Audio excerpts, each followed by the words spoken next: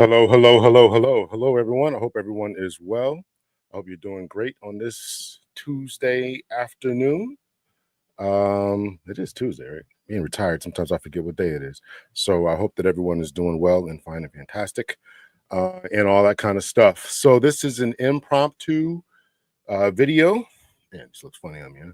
But I don't like, I try to give people enough notice and all that kind of stuff. But this is an impromptu video, so I appreciate everyone who's going to tune in right now, and those who will watch in the future. I truly appreciate it.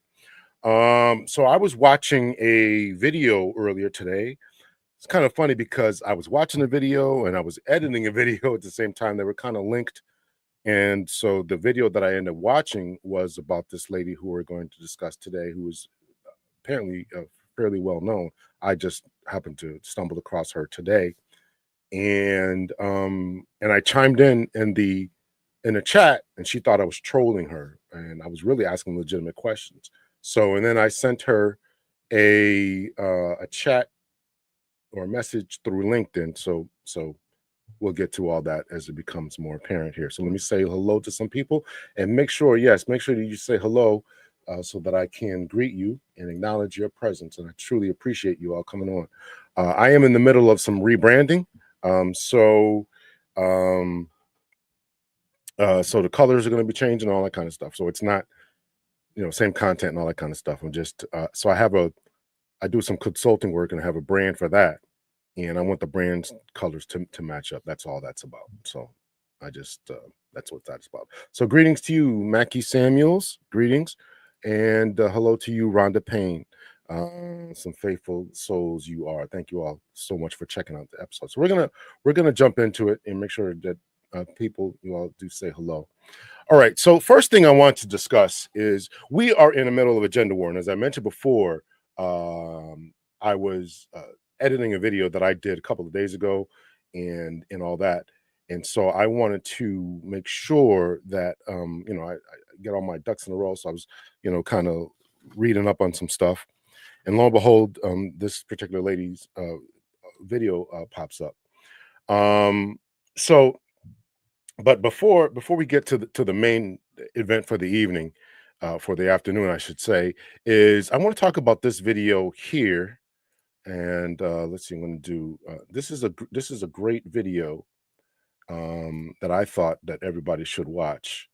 And I'm not going to play it right here, but it's called "The Feminization of of Academia," explained by behavioral scientists Bo Weingart and Corey Clark. And you can't see it right here, but it's a man and a woman.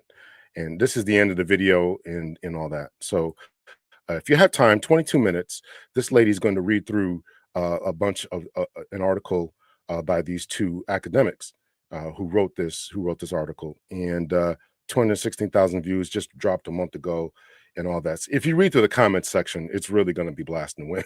Really going to be blasting women, and there's a lot of academics, people with masters and up, who are kind of agreeing or seeing this type of thing.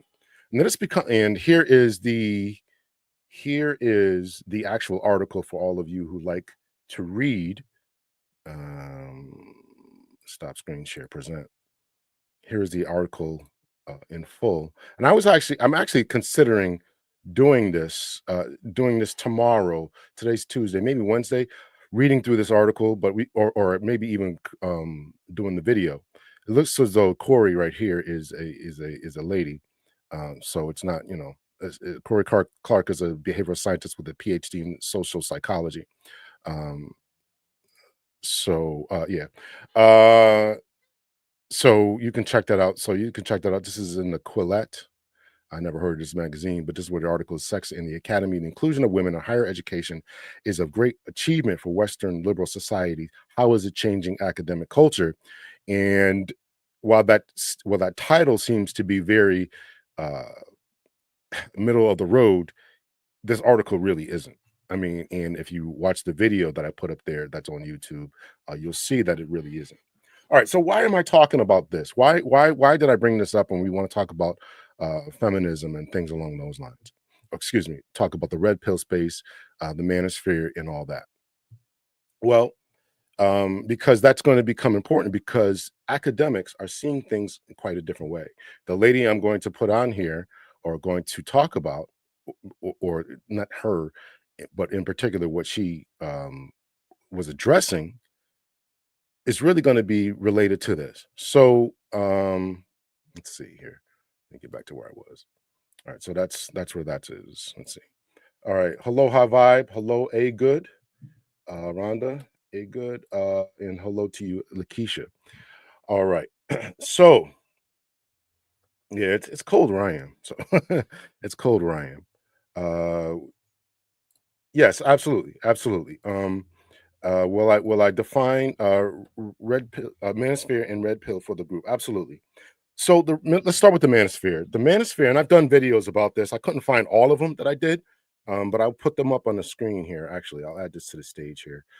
This is the rebranding color that I was talking about doing before. It's just changing it to green. Let's see. Okay, so these are some of the videos that I've done. This is on my other page, Captain Hunter's podcast. Should men stop taking the red pill? This was a discussion that I had with two other guys, um, and it was a very good discussion. And I was actually one the defending the red pill space. And if you go over and watch the video, you'll understand why I was defending it. The red pill is red pill content keeping men lonely. This is something I did 6 months ago. The men red pill in the church, and do manosphere men lack self-control? This is from Captain Hunter's podcast. This is where you'll find this. And this is reaction to black men and black women need to legally separate. And that was a red pill space talking point kind of thing that we were kind of discussing. So those are my other channel, Captain Hunter's podcast. These two on the bottom here is red pill content, and men in the church is on this particular channel, Dr. L's podcast. All right, so to answer, let me get rid of this banner here. To answer Lakeisha, let's see. So manosphere is a place, is an idea that kind of came up from uh, the development of or reaction to the manosphere. Excuse me, reaction to feminism. So what that means is that, after the feminist movement really gained speed in more modern times, I'm talking about this maybe the 1970s, there was a lot of pushback. I did another video about this that I can't recall the name of, something like why men's groups didn't fight back or something like that. I titled it something about men's groups weren't successful or something like that.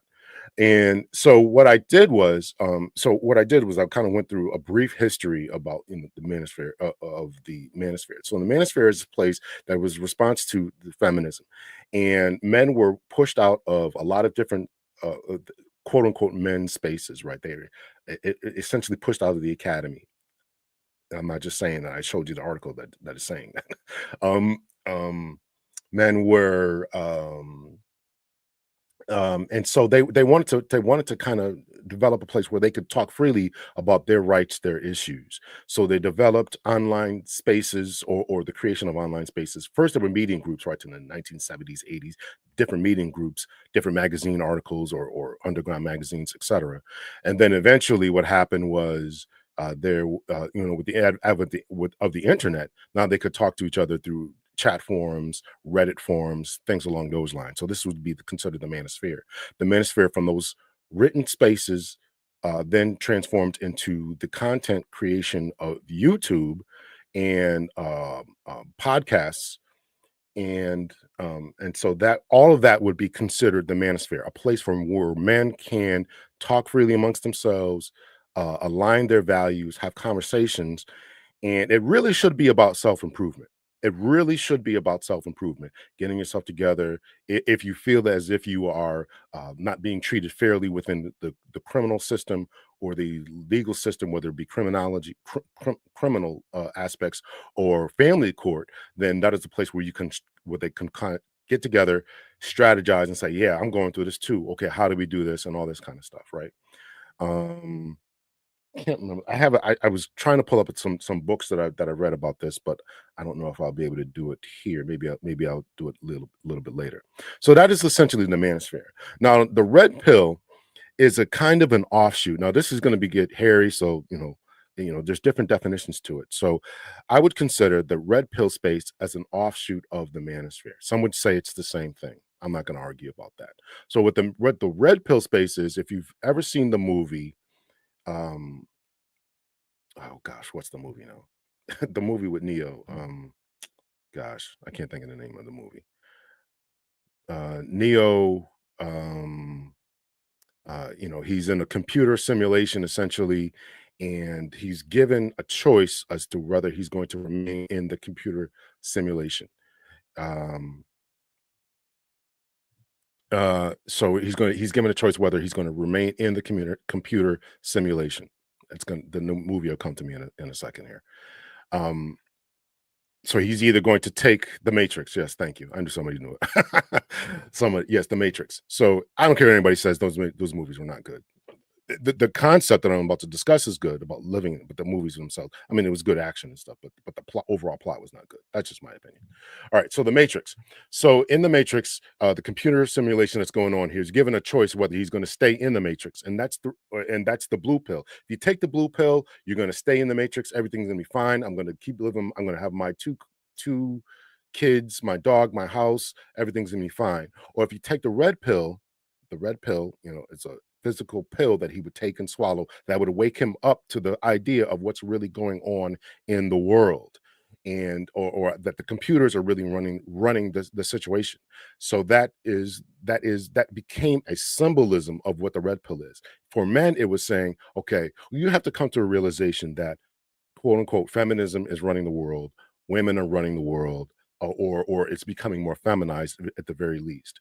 And so that is the idea of the red pill.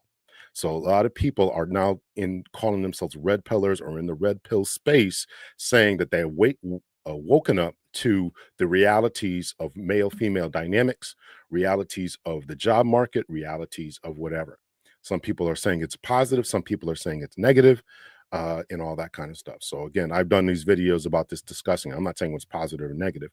The one video that I would say that I was that I would that I would suggest that I would push is this one: reaction to men, and do black men and black women need to legally separate? Because in that one, I talked about this red pill space and what that would mean and what that would look like. It may not seem so from the title, but what are we exactly talking about when we're talking about feminism, masculinism, et cetera, et cetera. So let's see. Matrix and the Terminator are from the same creator. Yes, I heard that. Yeah, I'm not. I wasn't aware of that. Look up Mary Time. Look up Mary Time Law. Okay. So who would be the agents? The agents. I guess the agents would be. It would be the. Um, Gosh, it's been a long time since I've seen the movie, so I'm trying to remember who the agents were. So I think that the agents would in this particular case of the red pill would be the government pushing certain agendas, and the academy. Again, I put up on the screen here. I put up on the screen here this let's see this article or the video. And if you read this article, or at least the summation that was in the video that I showed before, the academy drives a lot of things. When we talk about DEI hiring, and what gets taught in public schools, this all comes from the academy, quote unquote, the scholarship, the higher echelon of colleges and universities. And of course, who do the politicians go to when they want to figure something out? Who do the police go to when they want to figure out the best way to do whatever? It's the academy. um so that is the thing that we're talking about here. Let's see. Okay. Unfortunately, some red pill influencers are grifters that do not help their followers improve their self-esteem or interpersonal skills required to build up healthy relationships with women. Yeah, I agree with that. I 1000% agree with that. I 1000% agree with that. Agents would be the simps. Well, okay.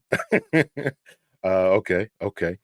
Okay, so let's get into this. Now, this is a lady that I did not know about, and we're going to get to her video, but I want to talk about who she is, because I'm going to be claiming fair use, and she is she is an academic. I'm not going to say she's purporting herself to be. She is an academic. So let's see. So this is her, Miss Feminista Jones. That's not a real name. Feminista Jones, aka Michelle Taylor, is an educator, writer, public speaker, community activist, and semi-retired social worker, award-winning writer, et cetera, et cetera. She has a degree from Temple. She obtained her PhD from degree from Temple, right? She actually got one. If you watch my other videos about Cheyenne Bryant, this is the language that needs to be in here. Teaches courses on African American LGBT experience, the Black woman, race and mass media, and others related to intersections of race, gender, sexual identity in the media. So we can see that if you put these words together, you can understand which side of the proverbial fence or wing of a bird that she lies on. But that doesn't disqualify her in my mind and anything. She's an alumna of University of Penn, where she obtained her BA. Okay. All right. Okay. So that's who she is.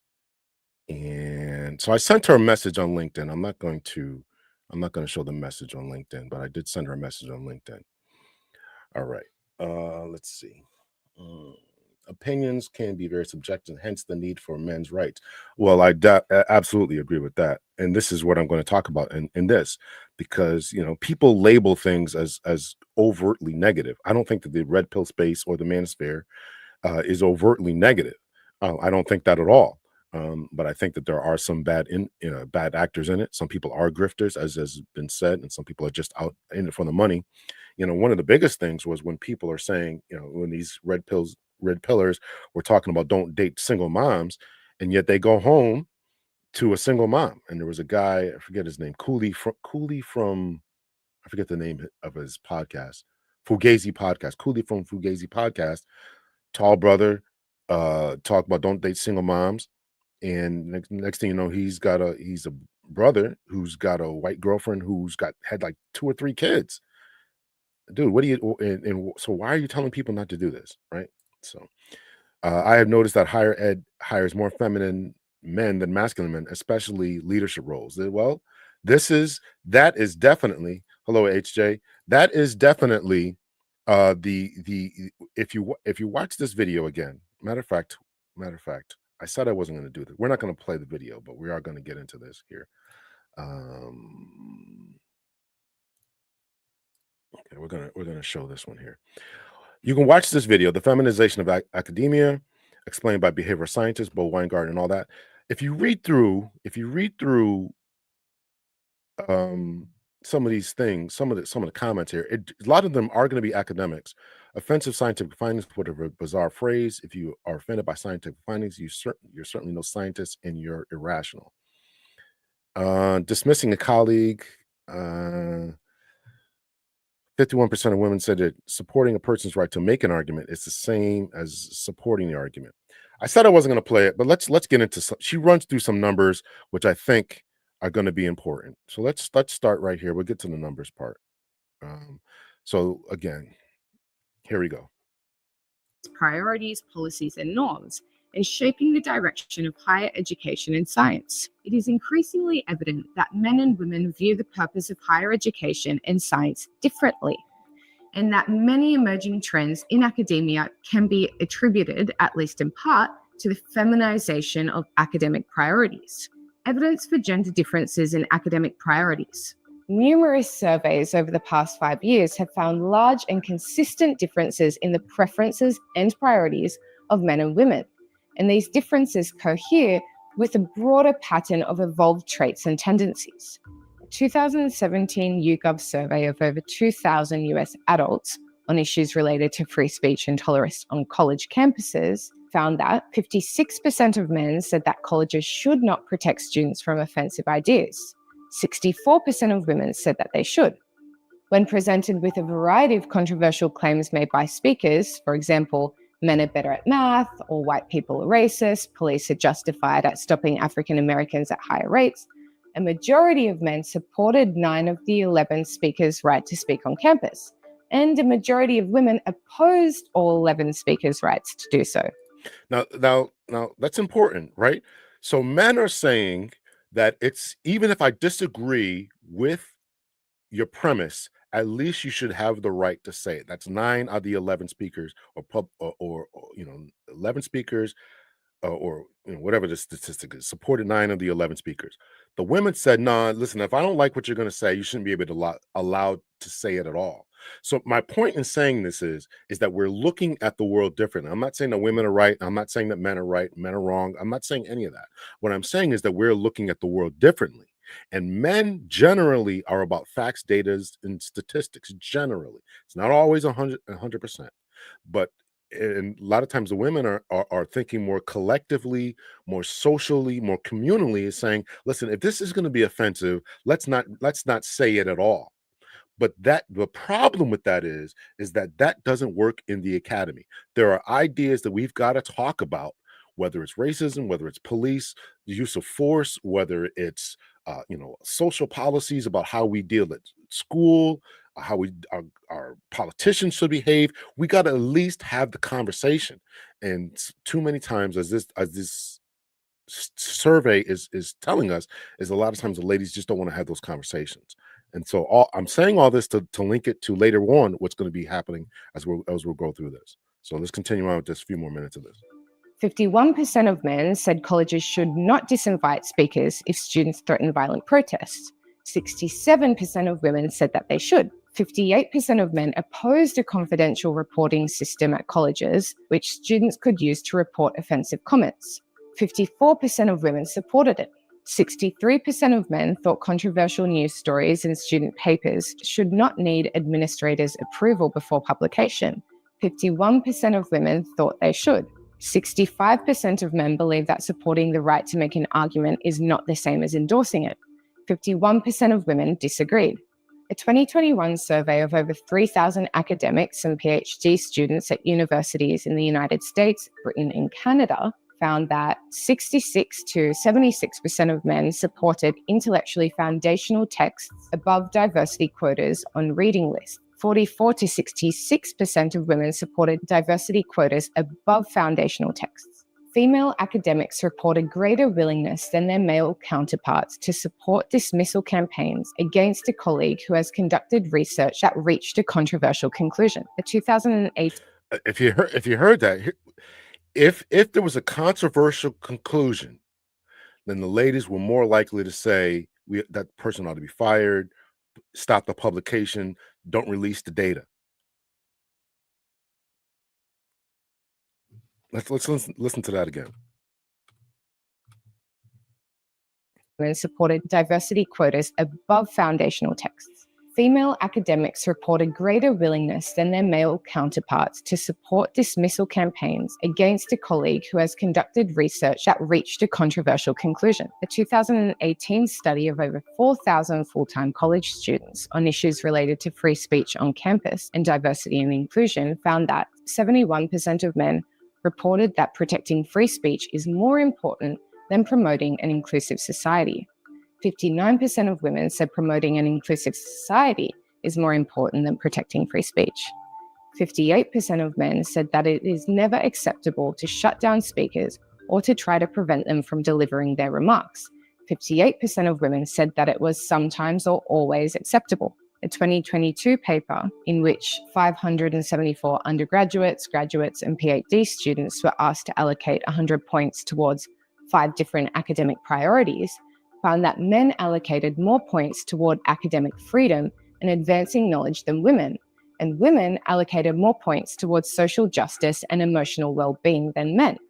A 2020 paper in which 140 academic faculty at colleges and universities in the United States completed the same 5-point allocation task and found that women allocated more points to social justice and emotional well-being than men, and consequently had fewer points to allocate to advancing knowledge, academic rigor, and academic freedom, although these latter 3 did not reach statistical significance. A 2021 paper found that male researchers were more likely to specify scientific progress or the advancement of knowledge as the aim of their research. Female researchers were more likely to specify societal progress or external usefulness as the aim of their research. Female scholars were more likely than their male counterparts to report that creating a better society inspires their work and to place higher value on research that has benefited society.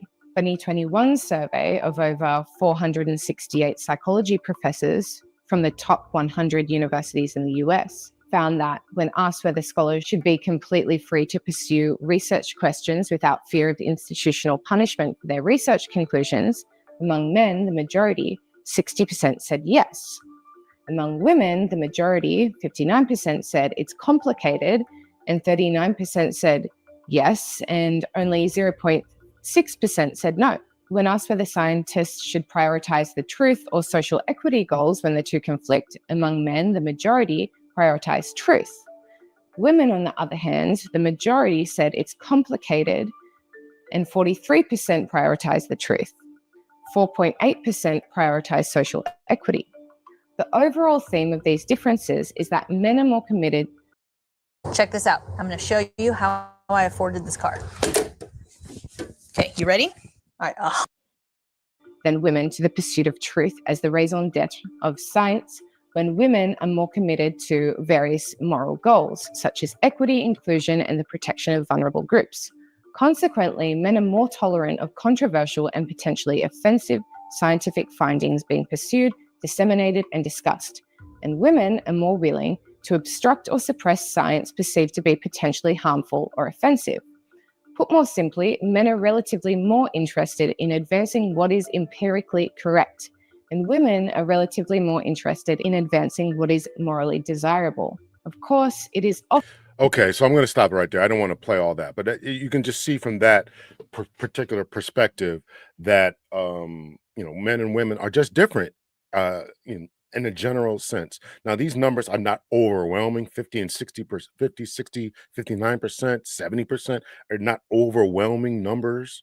But they are, as the terminology goes in academia, statistically significant. So somebody's texting me. Hold on, I apologize. Okay.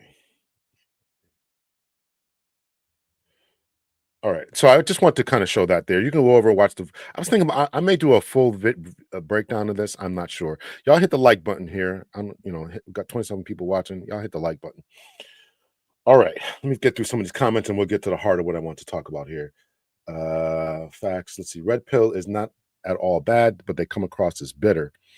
Yeah. There's a lot of reeling in that needs to be done. Agreed. In K through 12, having black male classroom teachers has a positive impact on the academic performance of black boys and black girls. How can we get more masculine black men in K through 12 education? That's a good question, and I think that the answer to that is it's going to take work on both sides. Men have to look at it, number one, as a masculine pursuit, number one. And number two, women have to select those type of men. What's going to come up in the video that I'm going to show in a little bit by Dr. T is that men have a goal of making love. And if my reward is not a woman at the end of the day, and this may seem bad, but it's just a fact, you're not going to get more men to join that, because women join that endeavor. Women generally want to date a man who's on their level or greater. Whatever a woman is making in her line of K through 12 education, let's just round up the numbers, I don't know, 70, 80 grand a year, you're generally going to want somebody who makes more than that. So a guy who's making 70, 80 grand a year may not be what you're necessarily looking at. Again, these are just generalities. You might go for another, but if you as a woman are in the K through 12 education, would you select and marry a man who's in the K through 12 education? If you wouldn't, if you don't, and not because of the money aspect, and number two, because of the masculinity aspect of it, if you don't look at this man as being a protector, provider, then why would he join that sphere, right? Recruiting must occur. Years ago, black men were given scholarships to major in education. That sounds like thinking of white women. I don't know. I agree, Miles, but if I think men are late to the game, they are educated and viewed as negatively. as perhaps cavemen. It's deeper than that, though. They are educated and viewed as negatively. Let's see. Black men make up only 2% of all K-12 education teachers. How can we get more black men? I think I read that. Not educated. Not educated.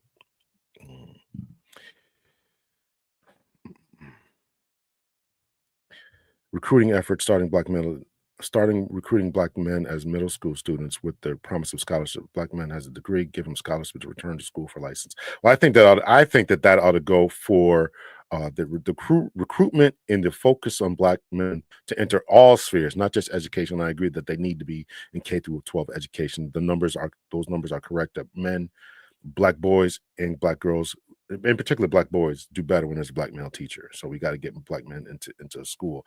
Period. But it's got to be seen as masculine. It's got to be a definite reward system. They got to be able to pay the bills, all that kind of stuff. Good afternoon to you, Blue Sapphire. I don't recall who provided the funding for scholarships. I never heard of those scholarships either, so I would be very, very interested in them, and we should try to reawaken them. Feminists can oftentimes behave in ways that are very similar to the patriarchy. I agree with that, definitely. Limiting free speech doesn't bode inclusivity, seems a little backward thinking. If you read through the comments of that video that I just played, it's guy after guy saying that they were terminated, that one guy was interviewing, and he had 6 ladies that were interviewing him, and he went around the room like, okay, what do you do here at the university? Because when you're interviewing, particularly university, I interviewed at universities and I did the interviewing to hire people. You introduce yourself. Hey, I'm so and so, and I'm the director of this, and these are my qualifications. Well, this guy started asking people that they didn't even have the qualifications to hire this guy. So he's like, oh, this is crazy. You're not even in this, whatever field it was. You're not even in this. So I could talk about this. You don't know what I'm talking about. So. What is versus what should be? Teaching salaries aren't sexy either. Well, that's exactly what I said. Yes, we should pay our teachers way more. Yes, we should pay our teachers way more. Make sure y'all hit the like button. Okay, so that was that video. So I'm going to get into the main video. I am going to speed it up. I don't like stealing all the people's content and all that kind of stuff. But I want to play through the vast majority of this because I'm going to break it down. Now, let me say this at the beginning. I said this. I entered into the chat and really in good faith. She said something. I didn't know what she was talking about, so she's going to put me up on the screen. And she says it, and then she's going to talk about coffee dates. These men don't want to take you on coffee dates, and I chimed in again, like, okay, well, what's wrong with getting to know somebody over coffee or whatever I said. And then she's like, oh, you're one of those guys or whatever. I think you all know that I'm not one of those guys. So, but I want to put this out there. I really meant it in the best of intentions. I really didn't know. And it was a new platform. I wanted to keep the chat going, but what's interesting, here's what I find interesting. Here's what I want to say is very, very interesting. Her chat was not full of men, but it had a lot of men in it. A lot of men. You talk about, these gatekeepers and simps and stuff. I'm not saying that they were. I'm just saying. I'm just saying that there were a lot of men in this particular chat. And, even they got on me too. Like, oh, he's one of them. I knew he was one of them. I'm not one of anybody. So, but I want to make this to try to talk about, what she was talking about, because I want to ask questions and keep the conversation going. And again, I did send her I think it was a very nicely worded message on LinkedIn. So hopefully we can actually have a conversation. Men are starting to have roommates at older age now. I know a guy in his 30s rooming with a 50-year-old was weird to me at first, but maybe it helps with this matter. I don't know about that. I don't know about that. I think the whole roommate thing is just a reflection of the economy and all that. So I think that everybody who's getting roommates is just a reflection of the economy. So could be. All right, so y'all make sure you hit the like button, and here we go. We're going to present this, and we're going to go through this. I am going to speed it up, and I'm going to pause it. And let me just put up on the screen right now that I'm claiming fair use, and that's why I want to go through her bio, because she is an academic putting out some stuff. So this is me saying claiming fair use. So I don't want her to try to block me or whatever. So here we go.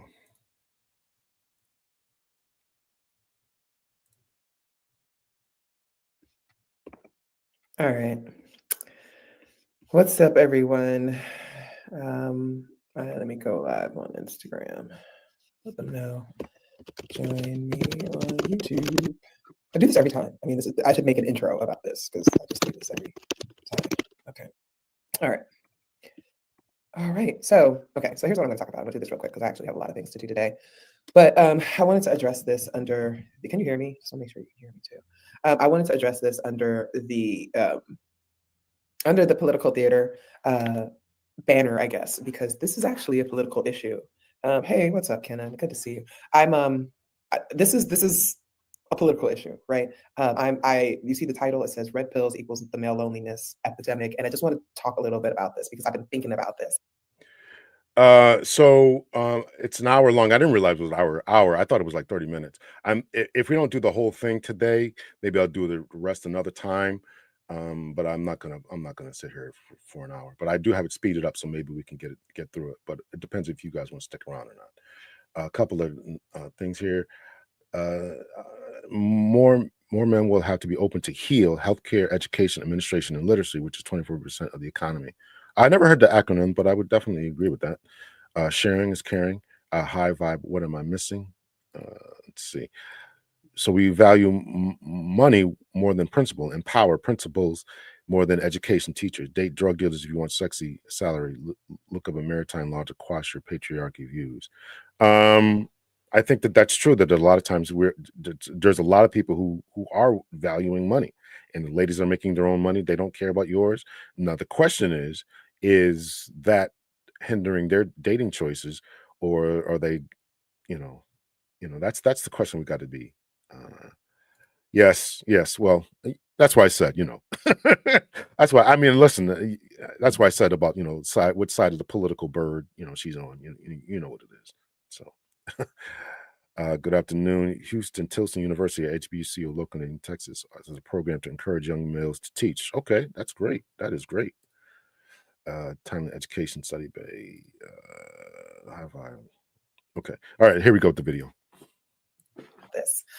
Thank you for verifying. Hey, Dr. Hall. Hey, Mr. Life is Rich. Love to see you here. I wish Threads was paying me because I'm going to show you all something. I'm going to share my screen. If I could just get money for this stuff. I jumped in late, so I didn't see any of this. So I don't know what she's about to share. So let's go. It'd be nice. All right. So yesterday.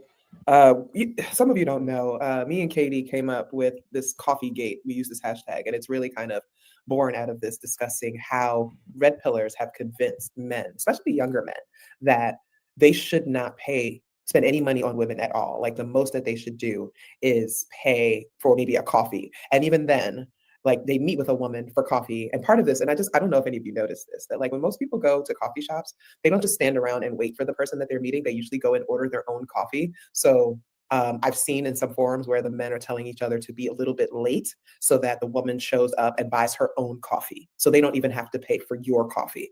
And I know that there are some women right now that are like watching this and they're like, holy shit, I got invited to a coffee date and he was about 5 minutes late and I did buy my own coffee. Yeah, they got you. It's okay. It's what they do. But I'm going to just talk really quickly about how this kind of moves.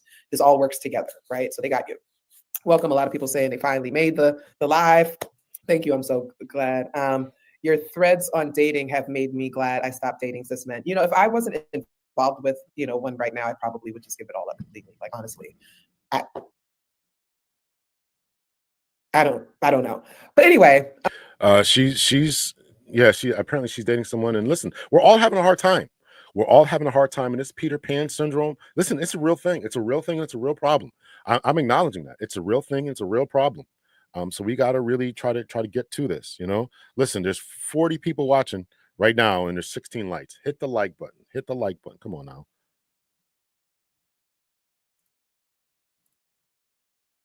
So we joke around, right, a lot about this stuff. We joke and we we clown people, right? They start talking about stuff. We make light of it. It's a running gag. You can go and look at the hashtag CoffeeGate on Threads, and you'll see what it's about. But anyway, a gentleman came into my replies and said, "I don't complain about the first 3 dates because those dates should cost no more than $50 each." Right? Now, of course, you know, we have made it very clear that nobody is pocket watching anyone. No one is demanding that anyone spend a certain amount of money or anything like that. All we're saying is to be wary of the men who invite you for coffee dates and are not necessarily willing to talk to you ahead of time. You know, the phone is right there, FaceTime, video chats. You could even hit up a Zoom to talk with somebody before going out to see what the vibe is, to see if that's someone that you like. I'm learning from the young people that they don't want to do that anymore. The young people are actually raw dogging online dating, and they're swiping and connecting with people and meeting them the same day without having any kinds of conversations. I'm Gen X. I would not do that. I grew up in the era of kids being snatched off the streets. I grew up through all the fearful things that they told us about strangers outside. So no, I would not swipe on someone and then meet them the same day and haven't talked to them at all. But apparently, Listen, she's got to know that that was not going on in mass.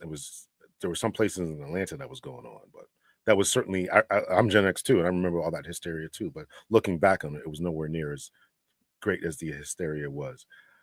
Hit the like button. Somebody said they didn't hit it. Why not? Hit the down button. Do some kind of engagement. Come on now. Hit the like button. Let's see.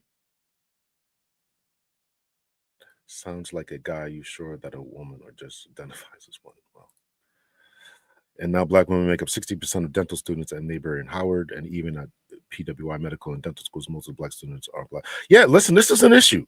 This is an issue. Black men are not going to school. We talk about education. This is an issue. We got to get our Black boys to step up. Number one, full-throated, step up, knock it off. You know, get off the video games, put down your funny adult movies, and get to work. This is an issue. This is an issue. This is an issue. Push your boys.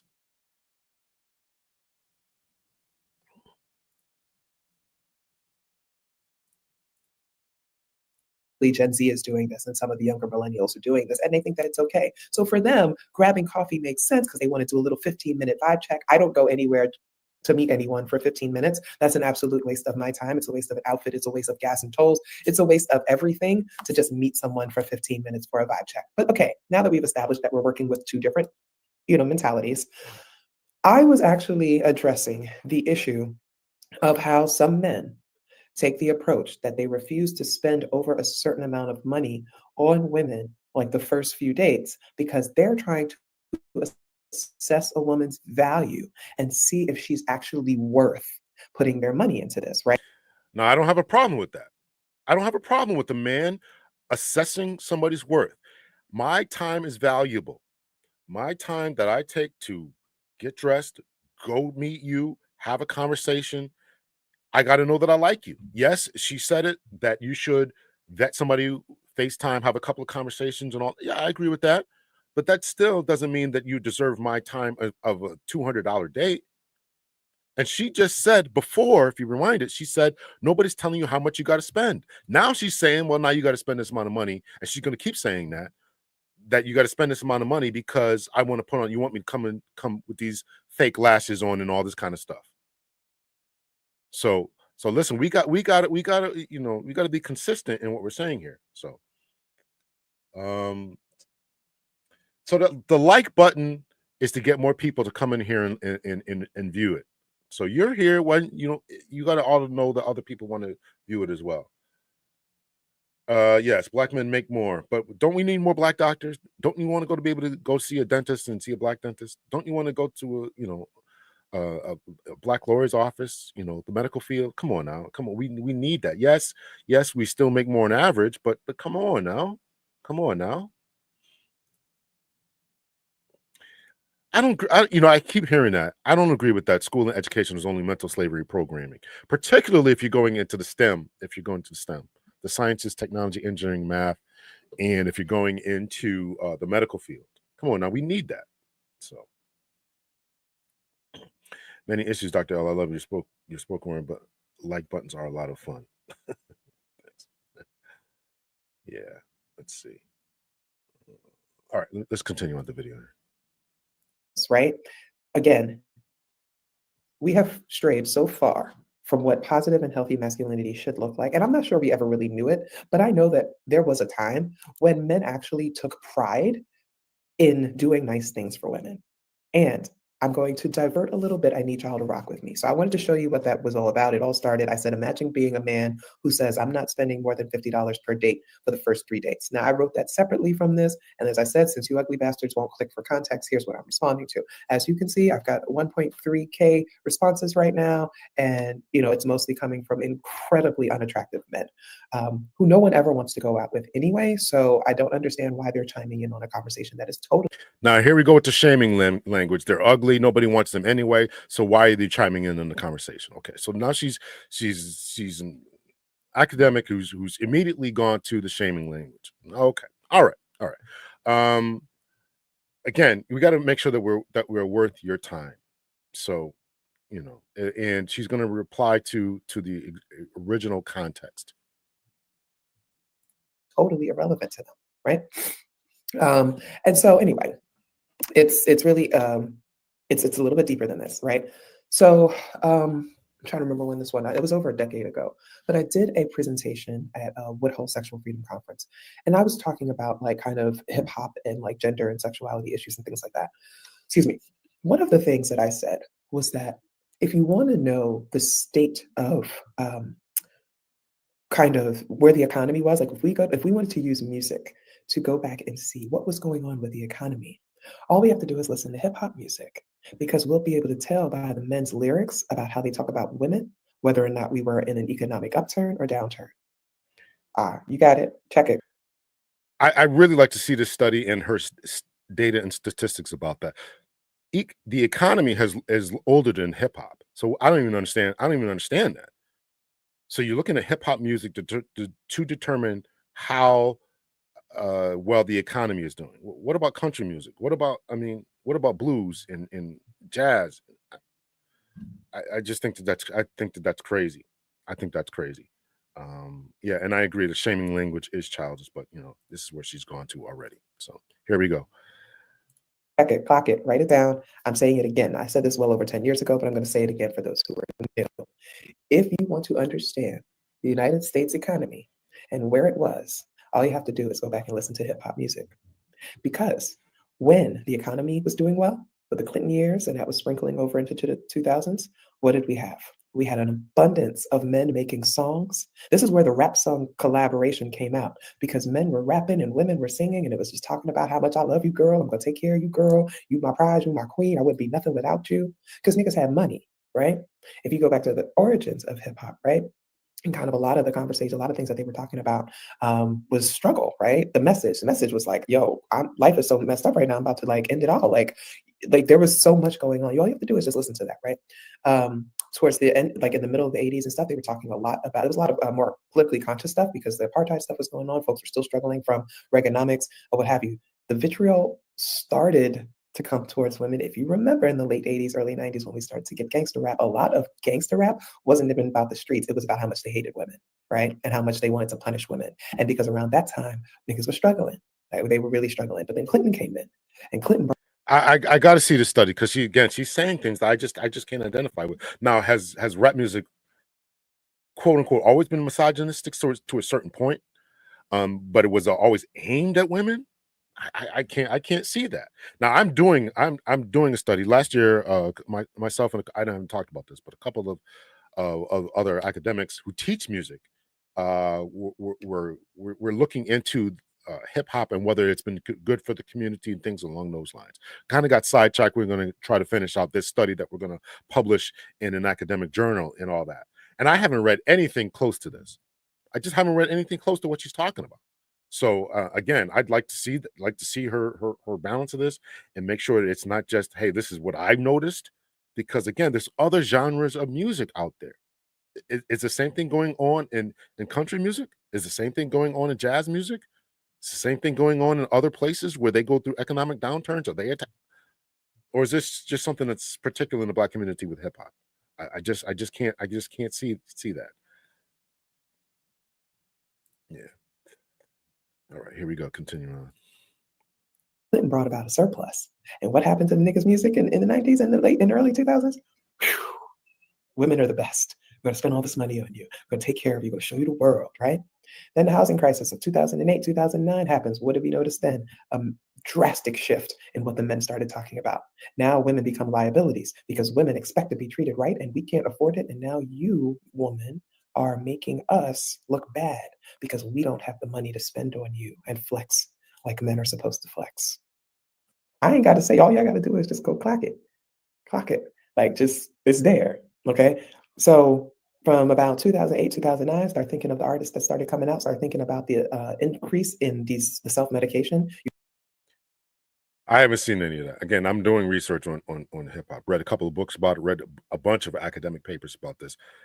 I've never seen this in her literature. If she's written about this, I've never seen it. So I'm just saying. So I'd love to see these articles in the in the connection that she's making. I'd love to see it. So it's one thing to pick out certain artists, but how many artists were making music in the 90s? So you probably selected a few versus the thousands of songs that came out. All right, here we go. You've got more rappers using lean, more rappers kind of digging into those coding raps that we would call them, right? Life is miserable, life is ending, you know, like day and night, you know, you're getting all of that stuff, right? You're getting, and then we're moving into the 2010s and the 2020s where we are right now. Well, can you name, what's the last positive song about a woman that you heard from a rapper that hit the mainstream and was talking about how much they love women, how much they love taking care of women? Just put it in the chat. You tell me and tell me what year it came out, right? That's why you started to see, that's why we've seen for the last 5-6 years, the women coming back into prominence, because nobody wants to hear that shit. I'm sorry. The ladies are taking care of themselves. They're not going to buy music from men that's telling them how much they hate women. Women are coming into prominence because they are choosing to exploit themselves versus the men exploiting themselves. Now, this is what I have noticed.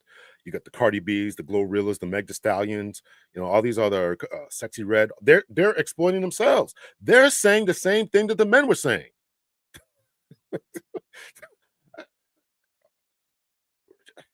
I don't understand this. I don't understand where her logic is coming from with this.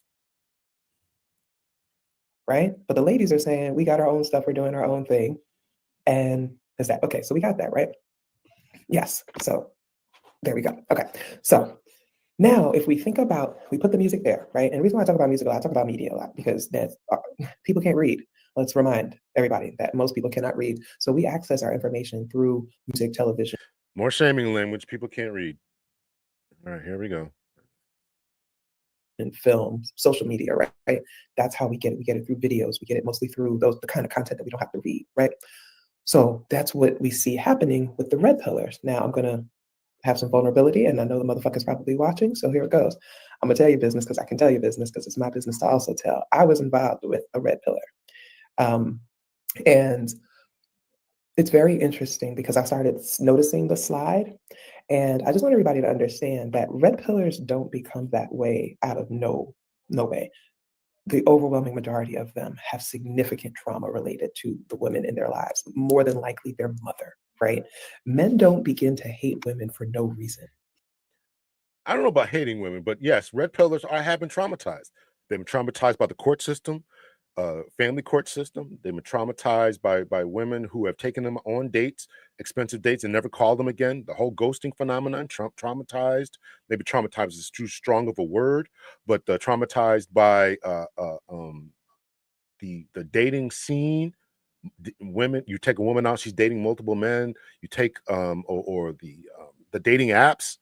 Yeah, this is, you know, traumatized is probably the wrong word and too strong of a word, but yeah, they've gone through some stuff and it's like, you know what, I got to figure this out. Listen, that's how I came to the space. I was a divorced guy. I'm back out here in the streets trying to figure out what's going on. I'm having a date with somebody. You don't get called back. You think it's you. Okay, what's wrong with me? Okay, then you go to quote unquote the manosphere, the red pill space, and start figuring out that all these people are going through this, and then the women are doing the same thing. Like, what's wrong with all these guys? So we're all putting this stuff together and saying, and so this is causing the red pill, whatever, pink pill, whatever the equivalent would be for women, and trying to figure out, what's going on out here. So this idea that we're all traumatized in some way, there's some validity to that. We've all gone through some type of experience, but we shouldn't become bitter to this experience. And yes, the red pill is there, and figure out what's going on, take the good, and then keep moving. That's why my whole platform is about self-improvement. So let's improve yourself, work on yourself, become the best version of yourself. So that way you can attract better people and all this kind of stuff. All right, here we go. They just don't. It's largely because men can't survive without women. I mean, we've seen this for millennia, right? We've seen all the studies, right? Single men die sooner than single women, right? I've worked in elder care. I've worked in hospices. I've worked in shelters for elderly people. The men are far more alone, right? We know that men do not have very strong. I've addressed all this, and just my last video, I addressed all this, right? Men have always died earlier, not because women, and yes, if they are married, they do live longer. That's definitely true. But men are also out there working harder, exerting more energy, not taking care of themselves. The cholesterol levels are vastly different. They get heart disease and all this kind of stuff vastly different. Does a woman in your life and being married make it better? Yes. Are you, as a man, less likely to take risky type of behaviors if a woman is in his life, or if he has a family in particular? Yes, that's why we should be pushing families. Yes. So there is a little bit of validity to that point. Strong friendships with other men. Most of the friends that men, I would say over 35 have, they've gotten through their relationships with their female partners. And I'm talking about cishet men. Now, gay men, we know that we all have to build community in different ways. Men are lonely, but it's not just about romance, right? There was this article that I was looking at. It said that a study from 2021 found that 15% of men that claim that they have no close friends. Yeah, they have no close friends at all. And that's a 12% increase from 1990. Okay. 15%. I mean, okay, and that's a 12%. Okay, it's a growing phenomenon, but that growing phenomenon, I can't see that being an issue, because a lot of guys, they may not have close friends, but they have the manosphere, they have their video games where they're in chat rooms and all that kind of stuff. So there's a whole phenomenon about men in particular not going outside that we should change. I've talked about this. We should change that. Another study in 2023 found the majority of men ranging from older millennials to Gen Z that agree with the statement that no one really knows me well, and with Gen Z having the highest percentage, right? Men, in terms of romantic relationships, men are more likely to be single and have less sex than women. A 2022 research thing said that 6 in 10 men under 30 are single. Okay. Yeah, but the reason that those and I've read some of those studies, the reason that men are choosing to be single is because they don't deem the juice to be worth the squeeze. They don't want to take women on dates. Women have a vastly larger selection of men to choose from. A woman who's on a dating app will get 100 likes in an hour. A man will not get that many. So a woman is having essentially more. Women are essentially having more sex than the men, not because of whatever reasons she's trying to admit to or trying to suggest, but the reason is because women are just being more selective, and they're choosing a certain selection of men in order to have sex with. So an average guy, here's the real issue that we're talking about here, and other academics, Richard Reeves in particular, T.S. Johnson, have all talked about this, is and Scott Galloway as well, is that the average guy from the 1950s was able to get a woman, go to a job, have a factory job, get a woman. Now he can't do that anymore. The average guy is struggling to do that. So that is the missing component from her analysis about this. And she's trying to blame it on just men. And here's the thing. The idea is that men are just sorry. Men are just weak. They're just sorry. No, the environment has changed. And so yes, men should adapt to the environment, step their game up. Said that numerous times, but I think that her analysis is flawed in a number of ways. I am bringing this up because you have to understand that this is actually like a major generational shift, right? So when you have somebody who's older like me, I'm in my mid 40s, I'm looking at this generation, because generation is about 15 to 20 years. I'm looking at this generation like, yo, how did this happen in just one generation? In just one generation, we have seen a drastic shift in men's ability to relate to each other and to women. Where's that coming from? So we have to look at the social media. We have to look at YouTube. We have to look at this recent movement, this red pill movement, and how powerful it is. I am telling you, anybody who has studied history in any capacity, you know that significant change does not happen in one generation without a strong intervention, right? Like almost like cataclysmic type of intervention, right? So what happened? They gave motherfuckers microphones. And the remnants of patriarchy and sexism and misogyny, those things never go away, just like racism doesn't go anywhere, ableism, queer folk, that stuff never goes away. We often shame people into silence and we get them to back away from their public rhetoric. And then every now and then we'll get someone like a Donald Trump who encourages people to be open about it. But if you all understand, part of what happened as a result of the civil rights movement is that we silenced the racist, right? I've always appreciated that because I'm like, you can think whatever the hell you want to think, but if I can silence you to where you can't say it and you can't do anything about it, then I've won. You can think what you want, right? It's all about, I'm only about controlling your behavior. So we have been at least been able to silence people. The second wave feminist movement helped us to silence men a bit. But then, someone like a, but it's not just Donald Trump, right? Again, if we go back to the music. She's blaming music again here. I think it goes both ways, Kim, that the average woman doesn't want the average guy. And there's this phenomenon, I don't know how much I trust it, but I will repeat it here, that the average woman doesn't want the average guy. And there's this concept of being alpha widowed. So if on a numerical scale, I know a lot of times ladies don't like to do this whole numerical thing, but if you rate yourself as a 5 or a 6 out of 10, not that the woman would rate themselves that, but if a man would rate them as a 5 or a 6, and she doesn't have the same beauty and maybe a little bit overweight or whatever, and if she sleeps with a guy, she gets on a dating app and hooks up with a one night stand with a guy, or maybe takes her on 2 dates or something like that, and then he sleeps with her. Now she thinks that because I can get with this guy who is superior, who is himself a 10, I deserve all 10s, never realizing that the man will sleep with you. He's putting you in 2 different categories, 1 or 2 different categories. One's for a good time, one's for a long time. When I bring home to mama, one I won't. Never realizing that if that is the phenomenon that is going on. So now she's disqualifying all the other people who should be and would be in her league. And so does the average guy want? I think the average guy would probably go for, and particularly in a long-term relationship, if you're an average guy, height, money, whatever else makes you average, I think he'd probably be happy with that. I think so, but I mean, that's what I see in here. So Comb to be disrespectful towards women. People like Jay-Z, people like R. Kelly, people like that have this influence and are making this music and are doing these kinds of heinous things in their own lives, or just being so disgustingly disrespectful towards women in their music. And that's how I feel about Jay-Z. A lot of people will say that how you listen to Jay-Z's music and then say that he's one of absolutely hates women. Absolutely hates women, right? But anyway, these people have become so influential over our culture that people want. I don't understand that comment that she thinks that Jay-Z's. I don't understand that. I don't understand. That's why I try to read feminist material and literature, because I try to understand what their frame of reference is. Why would you say that Jay-Z hates women? He's married to one of the most famous women on the planet. He's raising a daughter. I don't understand the term.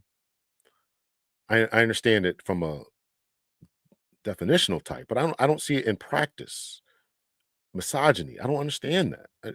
I mean, obviously there are men. I shouldn't say I don't understand it. There are men who would want to attack women, want to take away their rights, and all that kind of stuff. But I don't think that Jay-Z fits that. I can't see why she would say that. And I think that men who really think like that are really have something wrong with them. And I wouldn't take those men seriously. But this idea, I mean, she's talking about patriarchy and all that. Patriarchy, with its flaws, because no system is perfect, was about protecting women. Okay, we're gonna take care of the heavy lifting, the burdens. We're gonna go outside and fight the elements, fight the lions, tigers, bears, fight the wars and stuff, and you guys just stay at home. that is that hating women, or is there wanting to protect them and making sure that the human species survives and somebody's taking care of the children? I can't see that as being hate, but that's the way that they interpret it. So, and I came over to this because I wanted to learn. I came over here with the greatest of intentions. He's gonna put me on blast here in a second here, but I told you it was coming. So Want to model them, right? They want to model this. That's how like I'm not even gonna say his name because he's not allowed to say mine, but TN, and if y'all can put it together, you know, the Constitutional Conservative Black Foundational America, you know who I'm talking about. The reason why people follow folks. now I had no idea who she's talking about. This is the first time she's going to mention me. I had no idea who she's talking about. I don't know who TN is. I don't know who that is. So I asked the question in the chat. Okay, who's TN? Um, so let's see. Yeah, no, you're right. You're right, Kim. You said it all the time. I don't think men do anything wrong. I've said how many times have I said on this show alone that men need to do better, step up, and improve themselves? How many times have I said it? You're right. You're right, Kim. The P Diddy, has he been involved? I haven't been following that case. I've heard that he was, and I heard he's not. He hasn't. I don't know. This is why I left California. Got him to. Oh, okay. All right. I had no idea who she's talking about. I had no idea who she's talking about. So thank you. It's like that because he's a red pillar. The reason why people follow folks like that is because they give people glimpses of their lives. They see their big houses, they see their cars, they see the light bright damn near white women that they have on their arms. They see all of this and they find it aspirational. They're like, I Colorism added again. Light bright. Got to be light bright. Colorism. want to do that. I want to be that. Whatever these men are doing and saying, I want to copy it.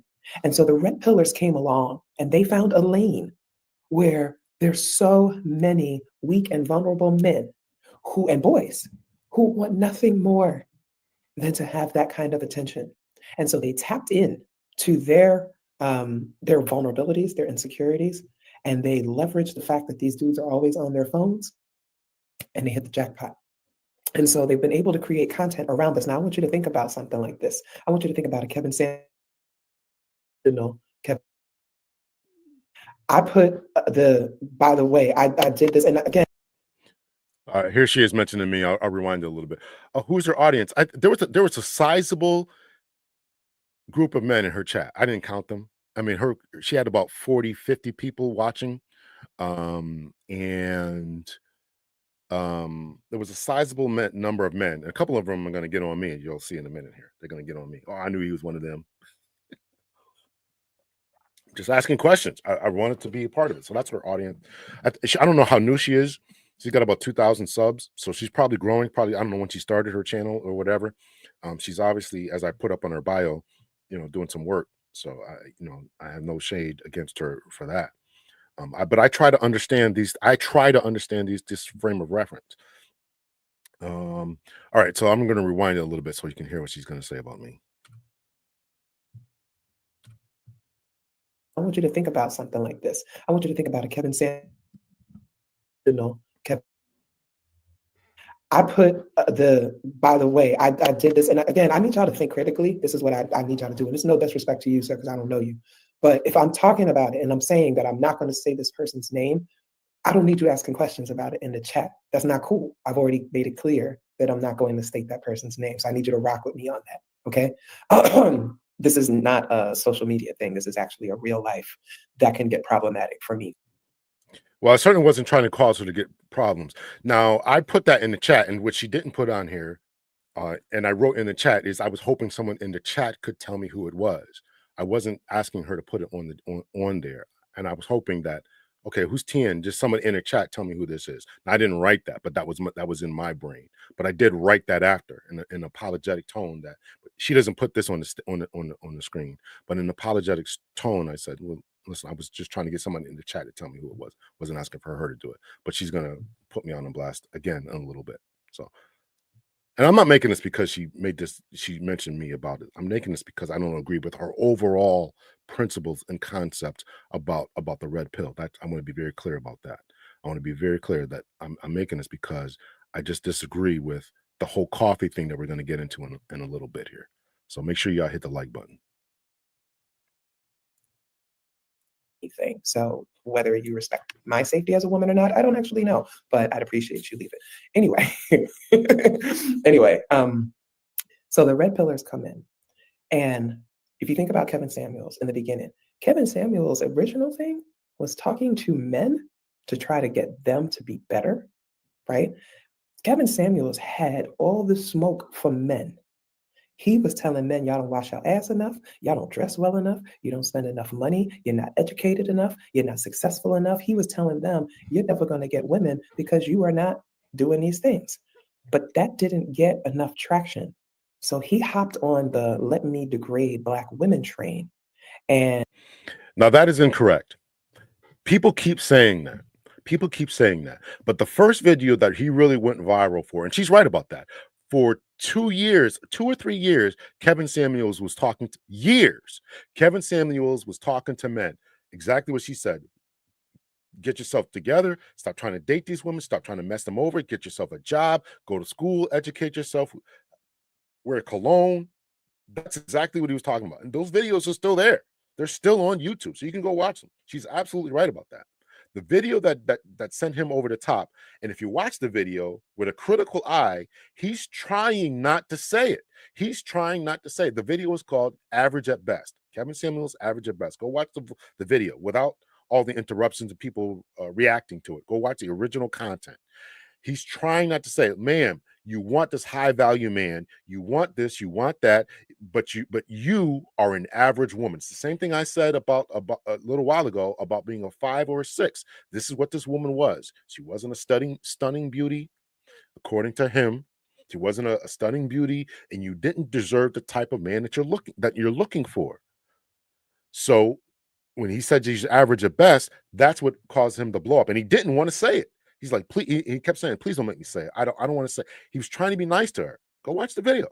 So this idea, I'm just going to switch lanes and then talk about this. And then next thing you know, from that average at best, that's when people started calling in, and all these different ladies were calling in saying, I want this, I want that. How do I get this man? How do I get that man?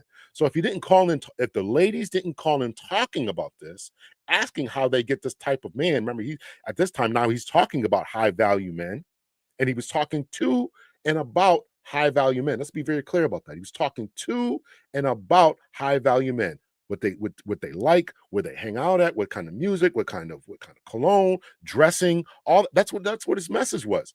How to become a high value man, make better business decisions and things along those lines. So when the women started coming in, asking these questions, okay, I want this very man that you're talking about. Okay, well, you don't deserve that man because of your 3 kids. You don't deserve this man because of your weight, because of whatever. That's what caused him to blow up. So there is this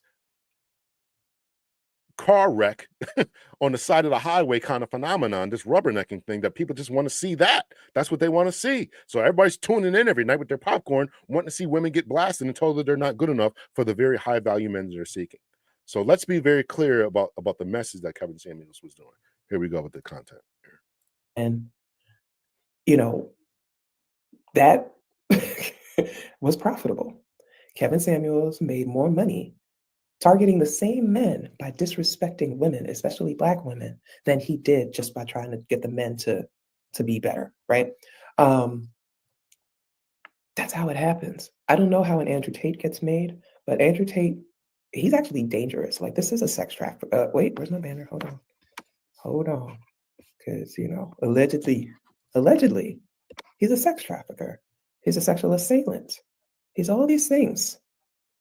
And yet he gets to still do and say the things that he does and says, right? Where does he get that power? What are his connections? But the thing is, Andrew Tate, isn't he like mixed race? But he navigates the world as a white man, right?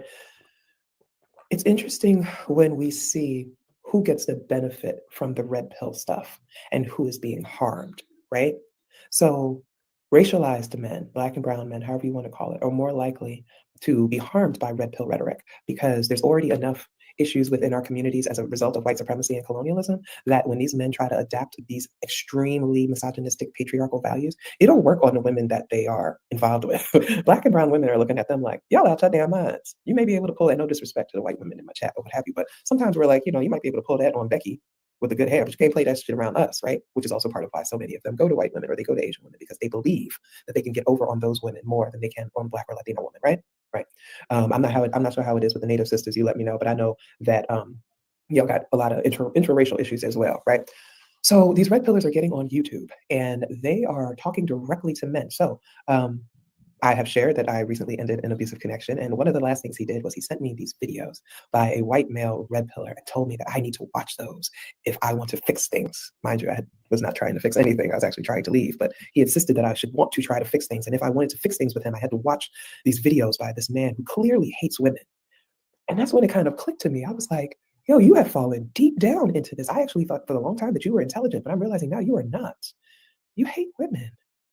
I would not advise sending these videos to people, man, because they're not going to be convincing. I just, you can learn something to it. And Kim is saying that KS helped her become better. I think that he got through to some men. I think he got through to some men. I haven't taken a survey. I'm just kind of guessing from the people that I watch in this space. Was there too much? And I've heard ladies tell me this, send me messages that his message was over the top and too much and all this. I guess that's subjective, but I wouldn't, if you're a guy watching this and you're, here, watch Kevin Samuels, watch Andrew Tate. I don't think any of that's going to work. Just improve yourself. Just improve yourself. There's this idea about moving in silence and all this kind of stuff. Just do that. So I sped it up because I want to try to get through this. We've been on an hour and 16 minutes. So. Wow. And that was like a thing for me. Like and here's what I want to say. This actually is a really smart person. So it's not that they're just getting the young kids who are playing video games and things like that. They're getting men who experienced significant trauma as children, whether it was from their mothers or their sisters or other women that they trusted in their lives, maybe teachers, maybe girls they went to school with. I don't know. They're tapping into men who are carrying significant trauma, who have never healed from it, who have never gotten real help from it, to help them with it. And that's where they're getting their money. They are charging these men hundreds of dollars to go to these online conferences or to take these masculinity classes to teach them. And they promise they're going to teach them how to get women. They're going to teach them how to be successful as men and how to be able to tap into, basically getting pussy. I haven't seen any of those. I saw one that was like a $4,000 boot camp to run around like Navy SEALs and stuff. That was the only thing that I saw. So these other boot camps and stuff, I haven't seen any of that. And when you talk about Tariq Nasheed, he did his first in what I didn't mention with the creation of the manosphere was the first people who were doing that were called the game guys. What's the term? Pickup artists, PUAs, pickup artists, the PUAs. And those were some of the first that were in the manosphere from the 70s and 80s and all that kind of stuff. So I'm not in agreement with. I definitely think we need some masculinity classes, but this whole pickup artist thing, I'm very skeptical of that as well. So y'all make sure you hit the like button. Here we go with her content a little bit more, and how to be able to tap into basically getting pussy. Like so much of it is just getting pussy. So even when in the over 1,000 responses to the comment that I wrote, so much of it is about, I'm not paying for pussy. I shouldn't have to pay for pussy, which lets us know their goal is to get sex. Their goal is ultimately just to get sex. Yeah. I mean, that's the human condition. We're animals and we want to procreate. I mean, okay. So should it be, and it be tempered down to not coming off as creepy, and that's the only thing that you want. I definitely agree that you got to be judicious in that. But we're still want a woman on her arm, and a lot of them really want long-term relationships. I mean, let's be honest about it. If the goal was simply solely sex, then men could get that, right? You could pay for it, you could buy it. But men, they want a girlfriend, they want a wife, they want a long-term commitment. So it's not just let's just find somebody to alleviate my loins on or with. But it's really about long-term commitment. These numbers about how many young men under the age of 30 are having sex or not having sex or still virgins and all this kind of stuff. Listen, it's not that the term incel, they're not involuntarily celibate. I don't believe that. What they're involuntarily out of relationships, not in relationships. They're in rels, I would call them. And you're not in relationships because you don't qualify because of your financial situation or whatever various other things that you don't qualify for. So that's why I think that the disconnection is. So and they understand that they are operating within a system that is teaching them this is what you need to do to get sex. This is the minimal you need to do to get sex. So that's the framework. And so they are teaching them, ladies, I need you to hear me again. They are teaching men to take women out on coffee dates so that they don't have to spend money on women. They can assess your value, and then they can determine, are you someone who is willing to have sex with them early, or are you someone that they would have to actually spend money and time on to get the draws? That's what a coffee. So listen, this is an issue that I think that this is where I'm going to chime in on. Like a coffee date, we're assessing each other. You want to see if I'm worth your time. And can you do that over an expensive dinner? I could take you on an expensive dinner. I could put on all these different type of airs, put on a suit, and be a complete monster. Be a complete monster. So you got to be smarter, but both got to be doing an assessment of each other. So a good time, a short time is say, we might have had the conversations, we might have had the phone conversations and the video chats and all that kind of stuff, but that first interaction means a lot. And I don't know how many times, if you're on a dating app, and as I talked about, you're talking to people and you're talking to numerous people, right? As a guy, you don't want to spend money on somebody who you're number 5 in the roster. My time is valuable just like your time is valuable. I'm not going to spend money on you if I'm number 5 in the roster. I'm not going to operate on anybody's roster. So I'd rather be alone. I'd rather not date and rather just do that. So this is the concept that I think that she really didn't understand, and I'm going to elaborate on that in a while. Who is this woman? I prefer a coffee date. Yeah, well, this is what I'm saying here. So, this is what I'm saying.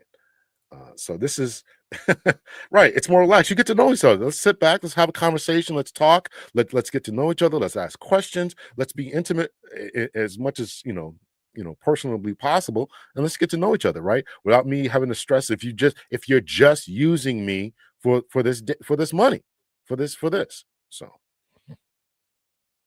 Right, and you expect a guy to pay all the time, right? Here, she's a liberal woman. You can tell by the color of her hair.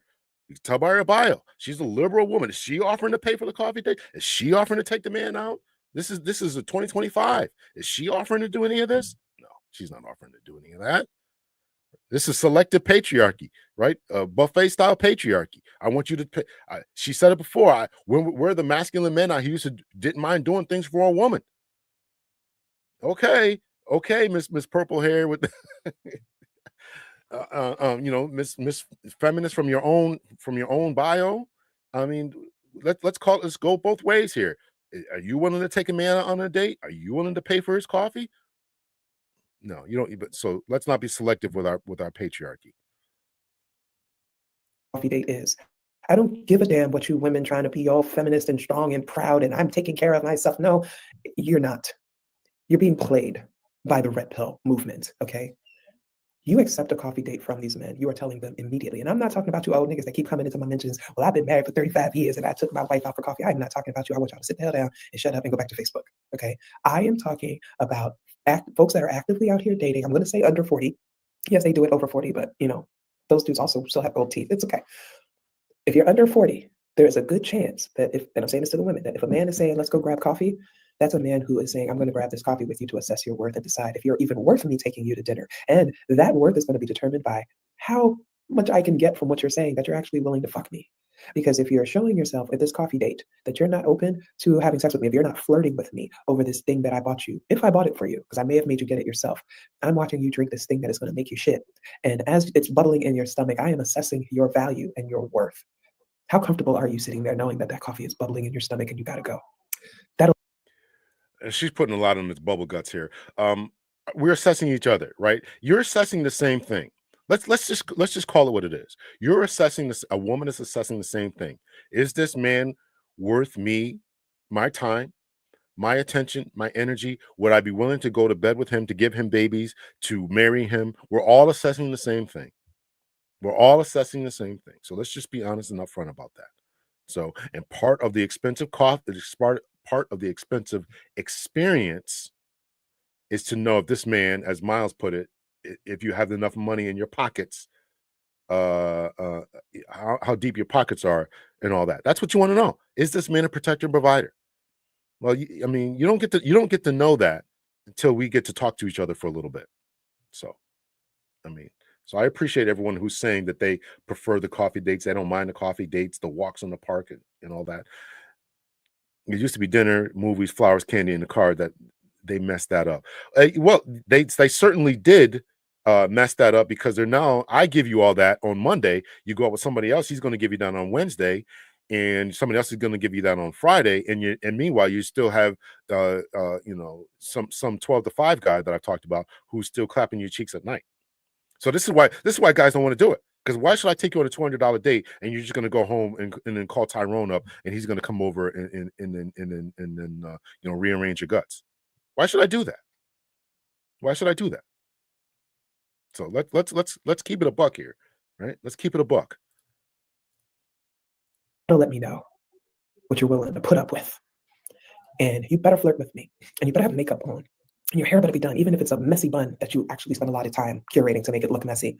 You better be leaning in towards me, maybe winking at me, maybe licking your lips a little bit, because I know I got you. You dumb bitch. You signed up to come meet me for some cheap ass fucking coffee, because that's what you think you're worth. Now, some of you think that I'm doing it for safety reasons. I can just leave. It's so much easier to leave a coffee date. You can leave anywhere that you want to leave. But see, they're relying on you to not be confident enough to know how to leave a space you're uncomfortable with. I'm telling you all, I'm bringing this all together. They are training these men how to deal with this, okay? They are targeting the women who would accept that, because the assumption is that. I apologize, Lakeisha. I apologize. I apologize. I shouldn't have said that. I apologize. If she's willing to accept that, she has low self-esteem and she doesn't value herself. Anytime, and this rarely happens because motherfuckers know not to dare ask me out for no goddamn coffee. But in the few times that it has, I've often responded and say, I don't actually want coffee. How about we do lunch or dinner? And you know what they say? Okay, yes, let's do it. Every single time. That's a test in and of itself, okay? They're more than willing to spend money on the women that they actually, I'm trying to get with her. They'll go out to lunch or dinner. They're offering you coffee to see what you'll accept. That's a red pill tactic, okay? And I need you all to see that, all right? But beyond that, that's why we have the Coffee Gate hashtag, because people are debating it, and all the older feminists who haven't been on a date in 32 years are insisting that they go to coffee for safety, and it's because of their own thing. I know that's right. Listen, I've dropped some money. I got some Starbucks. I know that's right. $40 for Starbucks. You're right. You get yourself a couple of whatever, those fancy drinks and a couple of Danishes or whatever. You drop $40. No, it's not. Shut the fuck up. Shut the fuck up. I'm sorry. I'm tired of hearing you all go on. Ain't nobody asked you out in a long time. You agreed to go on a fucking coffee date with a loser. He decided that you were never going to be worth anything more than that. And then you're going to be posting on social media next week, posting screenshots of a text message you had with him where he made you feel stupid. And I'm telling you, you should have never accepted the fucking coffee date. But anyway, let's get back to the main point here. I'm telling you, and I'm going to say this to Black women. I'm going to tell you this to Black women. Black women who date Black men. Black women who date Black men who also date white women, I promise you, they are not treating them like that. I will bet my next 2 speaking engagement checks, them niggas are not approaching white women. Oh, yes, they are. Oh, yes, they are. And they go. Oh, yes, they are. She said 2 checks. Well, she owes me some money because she said the next 2 speaking engagement checks. Oh, yes, they are. Yes, the Black men are taking white women to coffee dates. Yes, they are. With the bare minimum, the way they are. Oh, I apologize. Jeez. I hit the, oh, jeez. Oh, here we go. Say this to Black women. I'm going to tell you this to Black women. Black women who date Black men. Black women who date Black men who also date white women, I promise you, they are not treating them like that. I will bet my next 2 speaking engagement checks, them niggas are not approaching white women with the bare minimum the way they are approaching you. And I just got to put it out there, right? Yes, if we're talking about safety issues, FaceTime is right there. You know what they come back and say? Oh, well, that doesn't really work for me. I don't really feel the vibe. Okay, well, you could learn a lot about somebody talking to them on FaceTime. You guys watch me on video all the time, and you can make a whole lot of assessments about my personality and whether or not you want to go out with me. So I don't understand why people are saying whatever. Oh, you're one of these guys. You're the same guy who's asking about who TN is and not protecting my safety. And you're saying, could it be some ladies at delivery trying to finesse men out of expensive dates so the men are wising up? No, they're not. And I'm only going to address this once because I think this is nonsensical processing. I can probably see what your podcast is about. Women are doing so much better than they ever have at any point in history, right? I'm in major travel groups. I'm a travel girly. 80% of travel groups are women that are actively going out and traveling by themselves and with their friends groups are women. Men do not travel in friend groups unless they're celebrating somebody's bachelor party or something like that. You guys do not travel in friend groups. You guys think it's gay to share hotel rooms, and since you're not sharing her analysis that that women are doing better, and I agree that they're doing better. Modern women are doing better than any woman in history. Absolutely, 100%. I agree with that. But her analysis is, or her comparison is that because of friends groups and traveling groups, I know a lot of guys who travel. We just don't do it to the same extent that ladies do. A lot of times guys are just like, we're working, they don't have remote jobs, they are they rather travel alone, that they're not as cliquey as the ladies are. A lot of times women travel together for safety. You might not get attacked if you're 5 women deep, but a guy doesn't have the same type of fears. There's other, so her analysis again to me is just a flawed analysis of her comparisons that women are doing better. And again, if you're doing better, buy your own, take the man out on a coffee date. If you're doing better, if you want a $200 expensive date where you get to dress up and put your wigs and lashes on and put your hair in a messy bun or whatever she called it, then why don't you take the man out? Stop with the selective patriarchy that you're employing and enjoying. Stop with that. Hotel rooms, many of you can't afford it, so you don't do it. When men travel, they're usually traveling with the woman that they're involved with or their male partner, right? That's not true. That's just the whole again, this is she trying not to get emotional here.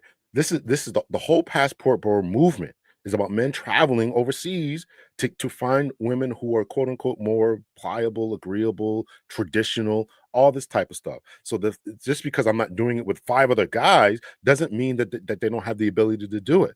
So again, this narrative that the men are just broke and we don't have it, and in particular, black men are broke and dusty. No matter how many times I've went over the statistics, or Medium Man has gone over the statistics demonstrating that men, or you can just Google it yourself, black men on average still make more than black women. So let's stop this. Let's stop this. That we just broke and dusty. We just don't have. Oh my God, it's embarrassing now because this woman's an academic.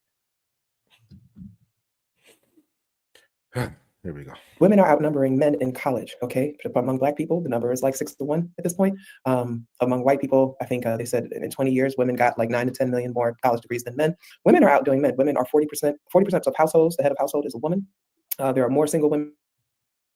Again, women are outdoing men. We do not need to finesse niggas out of meals. The problem, and as you all like to tell us that we need to pick better men, you need to pick better women. You all are going after the women that are going after your pockets. Why? Because they have the baddie Instagram aesthetic. They're doing all this thing. You have the black girls that are trying to look like white people, and you have the white girls that are trying to look.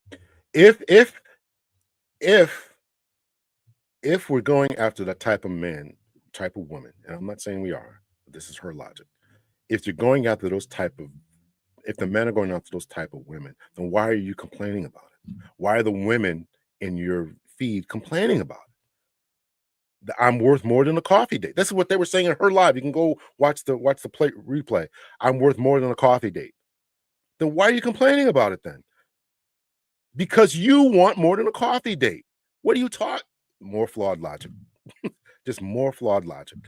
We're going after the women who want more than a coffee date, but the women in your chat and that you're talking to and you're telling you're worth more than a coffee date.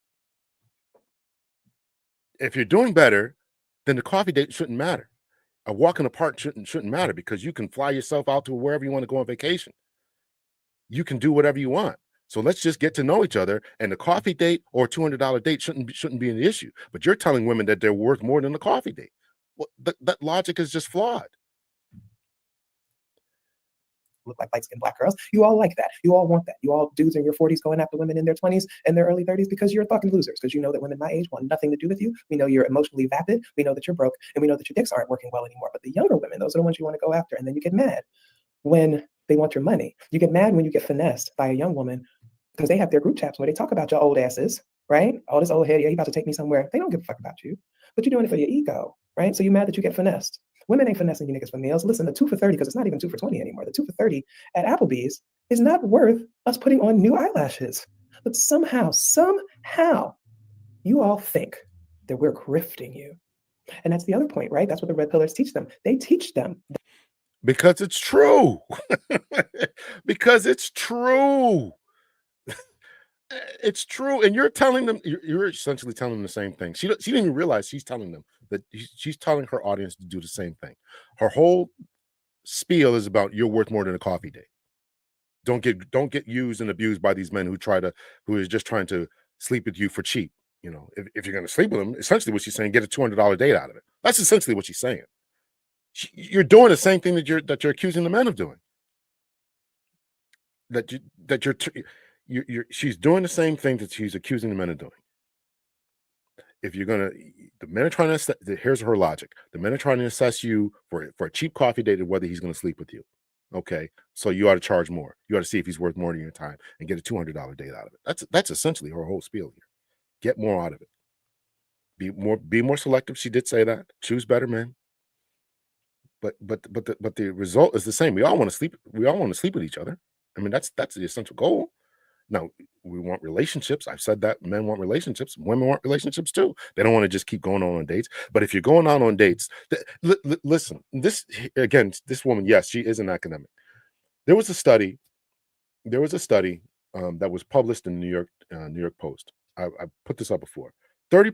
This was 2019, 2017. 30% of women admit to going out on dates just for free food. That was the ones that admitted it. That was years ago. What is that number today, 2025? I don't know. But how many are just doing it? There's whole channels about women. There's whole channels about women, Shira 7, telling women, you get this, get that, do this, get the bag, this, that, and the other. She's saying the same thing. This woman is saying the same thing. Get the bag. It's crazy. I don't know. It's crazy. Well, heck, I'm worth more than a Black women are excelling and being in debt, divorcees, and baby mom. Well, okay, let me get that out there. Most ghetto doctor. Well, I've seen a worse doctor than this. I saw a worse doctor than this. Yeah, she's a doctor. She's a real doctor. Yeah, I believe it. And listen, I'm not trying to make this to clown her in particular. I'm really not. I roll her a nice message in LinkedIn, but I just think that her analysis is flawed. And here, that's the problem with social sciences. We can look at things and we look at things from different lights, and that's why I put up the first set of if you go back and watch the replay, that's what my first presentation was in the beginning, is that men and women, particularly in academia, just look at things differently, particularly in the social sciences. We just look at data and say and put the spin to it, and that's unfortunate that we do that. Y'all make sure you hit the like button. Right, we've been on for an hour and a half. I'm going to try to get through the rest of this here. That if they take a woman out to dinner and she cuts it off with them afterwards, they're being taught that it's because the woman was trying to finesse them. They're not being taught that it's because you're catfish, your breath stinks, you smell like you haven't bathed in 2 days, you dress corny, you don't know how to carry a conversation, you talk too much about your damn self, you don't know how to order from a proper menu, you're complaining too much about things, you're treating the waiters wrong, right? You're boring. All you want to talk about is sports. You have one-word answers. Those are the reasons she does not want to go out with you again. It's not because she was grifting you for a meal. Okay. So again, I'd like to see the data on that. I'm not saying that what she's saying is wrong, but where's the data on any of that? Where's the data on any of that? Again, all I can go on is the data. That's why I said about the academics at the beginning. All I can do is there data about the guy was just not worth my time. Is there data about that? I don't know. I mean, maybe Tinder and other Match.com. Maybe they have data about out there about that. I think that should be part of the experience. Did you go out with such and it should be a question. Did you go out with such and such that you made a match with? Yes. Okay. How did the date go? And you ought to be able to put in there. He wasn't worth my time. He couldn't dress. He couldn't. It just wasn't a match. We just go two different paths in life. You ought to be able to put that kind of survey data in there so we can figure out what's going on with that. But the only data that I know of, it's not the only data I know of, but the data that I just quoted is an actual study that said that women are actually going out on dates and just for free food. Those are the ones that admit it. So, all right, we're gonna keep going here. I love it. She said her perfume spritz costs more than your coffee invite. And that's the thing, right? They want you to have your hair done, nails done, makeup done, nice dress, all these things. You're walking around in $1,000 for an $8 diuretic, right? Again, the men that I know of don't want that. We just want a simple woman who's going to, just tell me who you are and all this kind of stuff. This hair, makeup, this is stuff that you're putting in your own heads. Especially, particularly for a coffee date. Listen, I met women for coffee dates. I'm telling you, I'm coming in sweats. Let's just get to know each other. And then if we figure out we want to do something more expensive next time, okay, then we'll dress up and we'll see how each other dresses and if which fork to use and all that kind of stuff. That is something that should be occurring in the future. But deserving that in the first date, I don't know, man. She's got one. She went to some good schools too, Temple University, and I think Penn, something like that. So she's well educated, So, yeah, he's definitely one of the, I'm going to put you on blast just so everybody can see. He's definitely a red pillar. He's definitely one of those folks. But anyway, we're going to ignore him now because I'm just going to let him talk. Because that's what he needs to do. Right? He needs to come into a feminist space and talk because that's how they get attention. So I'm going to let him talk. I asked because I'm just going to let him talk because that's what he needs to do. Right? A red pillar. He's definitely one of those folks. Yeah, he's definitely one of the, I'm going to put you on blast just so everybody. Oh yeah, when I put you mean the eyelashes that men of substance don't like? That's what I wrote down there. So then she says I'm trolling her. Essentially, that's what she said. So, and that's when I wrote her the message because I really wasn't trying to troll her, but it might seem like I was, but whatever. All right, so here we go. I can see he's definitely a red pillar. He's definitely one of those folks. But anyway, we're going to ignore him now because I'm just going to let him talk because that's what he needs to do, right? He needs to come into a feminist space and talk because that's how they get attention. So I'm going to let him talk. I ask that if you're in the chat, you don't respond. Just let him just talk, right? So the red pillars are convincing men. Well, one, they're making men feel like they're desirable. And I hate to break it to you, but I'm paying attention to the young ladies.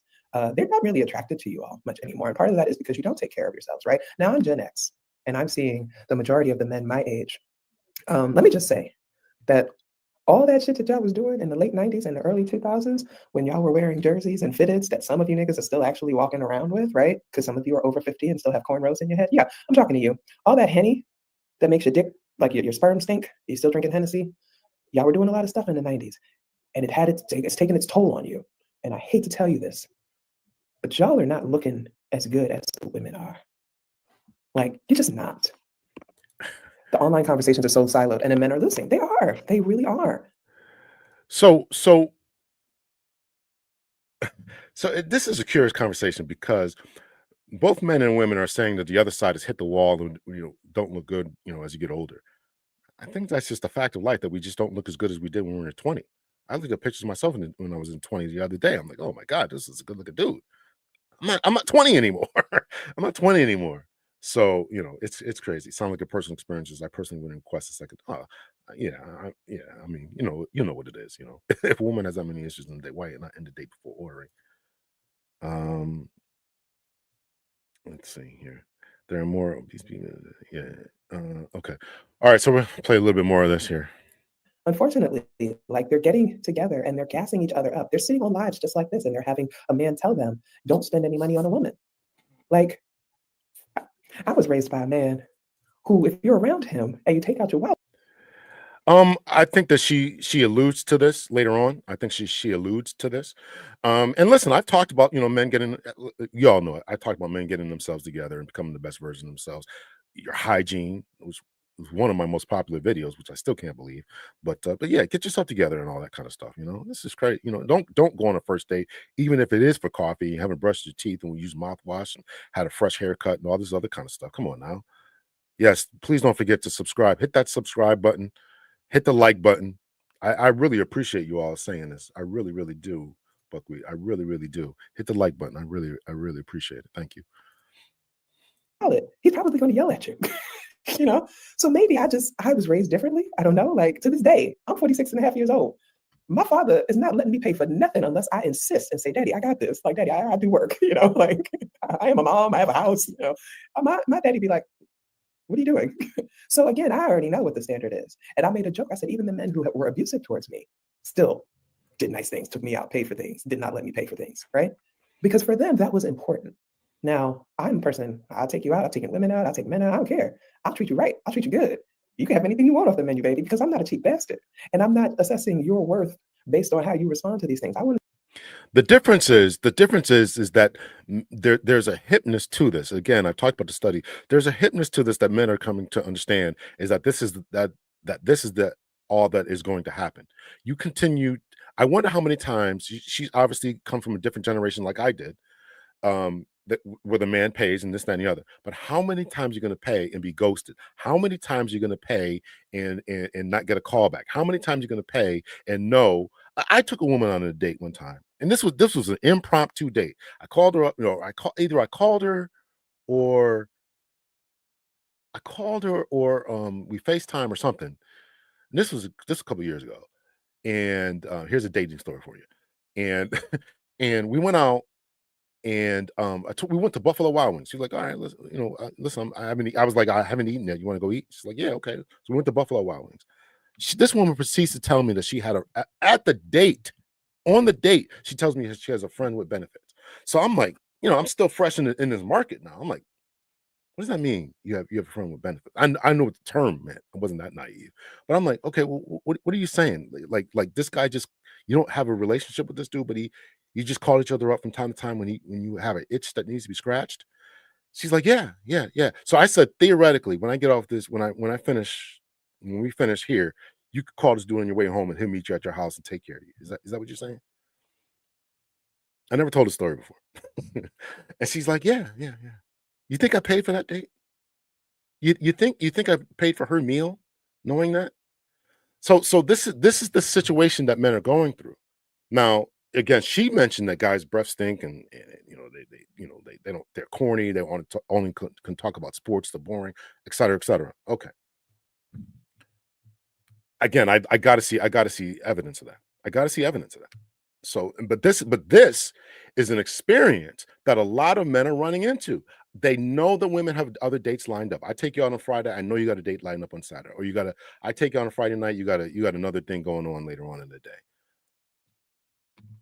Why would a guy sign up for that? How many times are you going to keep doing that? And after a while, guys are just like, oh, forget it. I'm not gonna do that. I'm not gonna do that. So diabolical world. Yeah, absolutely. Yeah, it's a true story. It's crazy. I'm not gonna pay for that.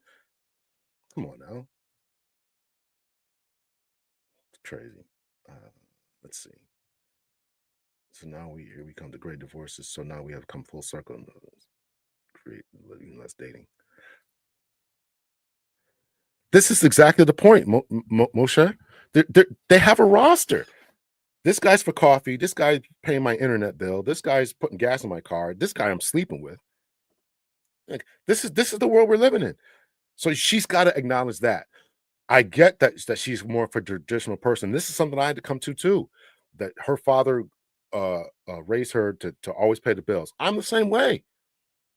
But I'm not going to keep paying the bills and you got I'm number 5 on the roster. I'm not going to do that. Not going to do it. And this is what guys are saying. And that's why she got all mad. We're waking up and being hip to this. She got all mad. Okay. We're not trying to finesse you. Yeah, you are. Yeah, you are. Yeah, you are. That's a finesse. If you're if you're putting guys in rosters, that's a finesse. Absolutely. You were going to be the food. Not me. Not Big L. Not me. Oh, you got to put your foot down. Paying for this date, and on a drive home, you calling up homeboy. He's gonna meet you at the crib. He didn't got to put in no work. I got to put in all this. Come on now. Come on now. What are we talking about here? What are we talking about? Y'all hit the like button. Here we go. We're gonna try to get through this. I want to see how you feel comfortable. I want to see what you look like, how you respond to being well taken care of, because some people can't handle that. I've been out with a number of men. They don't know what it's like to be taken care of. And part of that is the patriarchy and things like that. But you got to know how to allow for a woman to take care of you, which a lot of you don't, right? But a lot of folks are falling into this red pill rhetoric that is. I don't understand that. Men don't know how to be taken care of because of the patriarchy. Like a woman taking care of you? I don't know if that's what she meant. What does that mean? Men don't know how to be taken care of because of the patriarchy. Because women should be taking care of men. Do you want to take care of what woman wants to take care of a man? And do you want that type of man? Saying that women are not worth spending money on. And I'm telling you all, it is because the men don't have the money. This is not actually shading anybody. Like, I'm not going to ever be the person who is shading somebody for not having no money, because look, it could be any one of us at any time. That's real talk. And the economy that we are in is disenfranchising everybody except for those wealthy folks at the top. Everybody's feeling the pinch. Inflation is real. The cost of everything has gone up. So you're not going to see me shading anybody about how much they spend or don't spend on a date.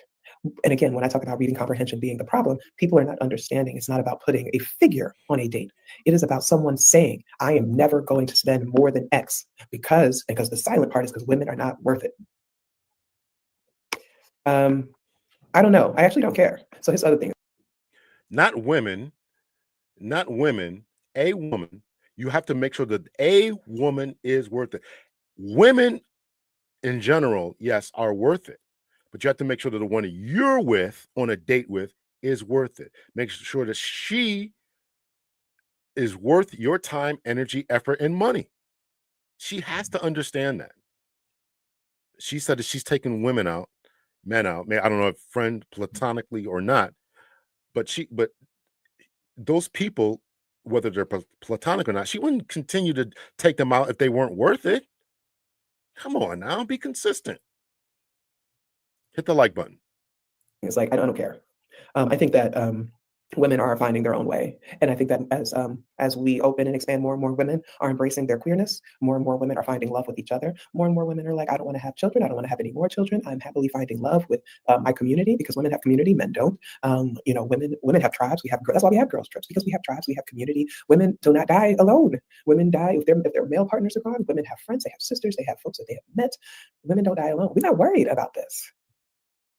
Like, we're just not. And so this is an issue for the men to figure out, right? Because again, they're talking about the male loneliness epidemic, and they're making.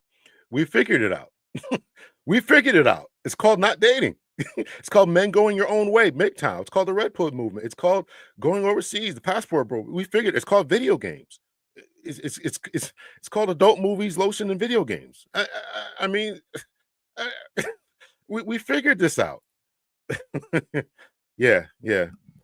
I got to let this run a little bit here. I got to make a pit stop.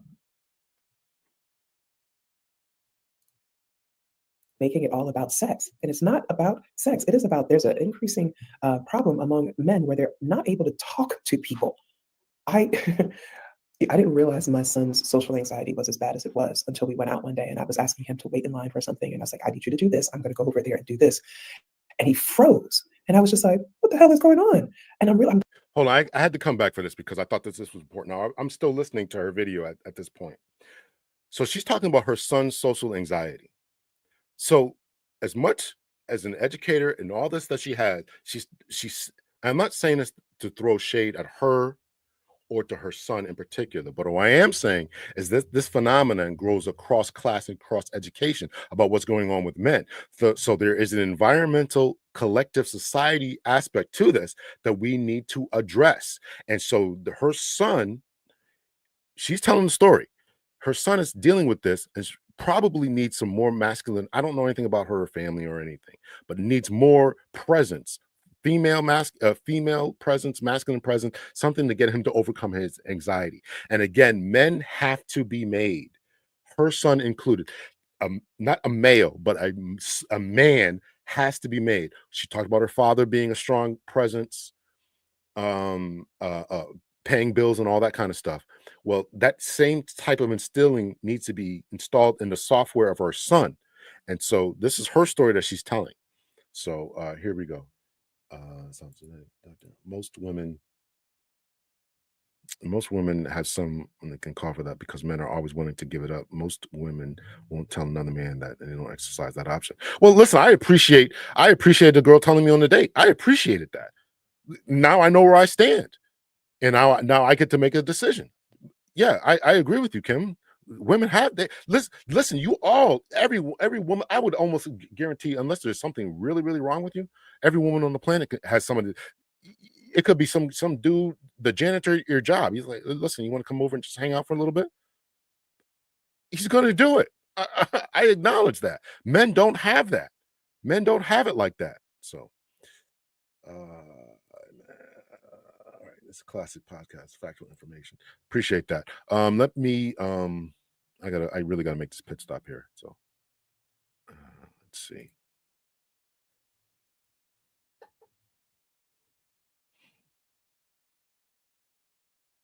Like these kids, these young people are just like, they don't know what to do in society. They don't know how to navigate society. If it's not on this, they don't really know what to do. And there are a lot of men that are stuck in that place too.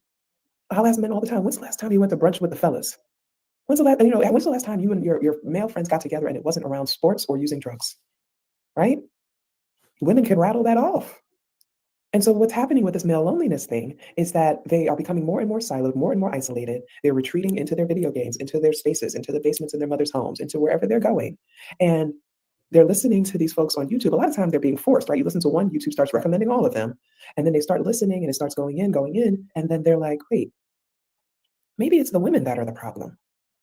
Because he just said that men want to be respected and these women are not respecting us. So maybe women are the problem. Yeah, you know what? They are. It's not me. It's not me. I'm one of the nice ones. And then we see the guys who are like, see, all the women, they just want the thugs. They don't want the nice guys. They just want the thugs. I didn't know there was that many fucking thugs in this country. Because it seems like that's what all the guys with jagged hairlines and whose beards don't connect, and they blame the thugs for everything. I didn't know there were that many. So what is it? So, and that's all I'm saying. That's all I'm saying. I'm just. So I want to kind of address this a little bit here. Is this idea of comparing men to women, where she was talking about comparing men to women. When was the last time we didn't get together to use drugs? I don't know who her circle of friends is. I've never used drugs with one of my friends. Or to talk about sports, but that's when men get together. Men have fishing trips. They have their hobbies. They're working on cars in the garage. This is what we get together to do. So because we're not going on girls' trips to the Bahamas, that makes us somehow defective. And I think that this is the same type of logic that permeates the K through 12 education, that men and women are the same, and probably even some collegiate spheres. Men and women are the same. We ought to do the same thing. Okay, if you want to go on girls' trips and I want to go on a fishing trip or a hunting trip, and we want to spend 3 days in the woods hunting elk, what's wrong with that? Or we want to go whitewater rafting. That's our deal. I don't understand. This comparison analysis that she's giving is just completely flawed. Completely flawed. That's what I have a problem with. Let's see here. Thank you so much for saying that. Totally awesome. And she's letting her son. Yeah, listen, man. She's got to help that son out. She's got to help him. She put this out there, and I'm not saying that.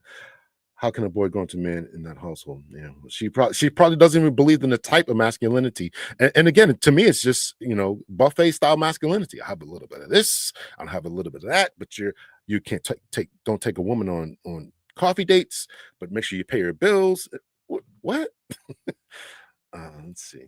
She wants us to break dance to the rap music, but God forbid she gets boys together to enjoy a ball game. Yeah, I mean, we go to games together. We go to football games. We have they're at football games, cooking out at 20-degree weather. What are you talking about? Not thugs. Men can focus on frivolity, vanity, and materialism, and get chosen first in our community. Well, that's an issue, right? That's an issue. Jermaine had nothing to do with that. Elk is an amazing beast. They are. They shouldn't be killed. I don't like people that just do that, but whatever. Comparative analysis should be second nature for a doctor. Yeah. Women get together to drink wine and gossip. They're no better than men. Listen, we all get together for our own things. Just because a guy would rather sit in his man cave and sip a beer by himself or with one of his friends rather than take a trip to Atlanta or Miami or Turks and Caicos with a bunch of girls or a bunch of guys doesn't make him any less of anything. So, all right, here we go. I'm tired of this conversation. We joke about it. I joke about it all the time. I poke at the bear because anything that pisses men off is like really delightful for me because I'm so, and it's a mixture. It's a mixture of not understanding data, not understanding the world we're living in, not understanding how society works, not understanding patriarchy, toxic masculinity, feminism, all these things, having no real understanding of those things, right? Being unable to read for comprehension, being able to think independently based on real research that has been done. These things are not real anymore. They're not real anymore. And so what we're up against, and the reason why I'm even addressing this is because it is political. It is dangerous. These are people that are running for office. They are winning elections. Okay, they are permeating the government. They are like bringing up bills and legislation that takes their hatred of women and their loneliness and projects it onto everyone else. Everything about stopping abortion is because they're so afraid because our birth rate is so low and they need more people to start having sex and having babies. Yeah. Yeah. Yeah, we want to continue the species. I mean, is that crazy that men we want to get married and have sex and continue the species? So we should do something about that? What? We do need a tax base, right? I mean, she's a university professor. Presumably, she's either paying into a 401k or something like that, and she's probably going to rely on Social Security. What does it take? Like three? I think it's something like 3 workers to pay the Social Security bill of one person. If I remember that correctly, right? You need people to pay for the elderly. Right? The money doesn't come from anywhere. So what are we talking about? I, I don't understand this analysis. I don't understand this analysis. I don't understand it. Babies. So they're going to make sure that if a baby's conceived, that you're not going to be able to get rid of it, right? That you have to have it.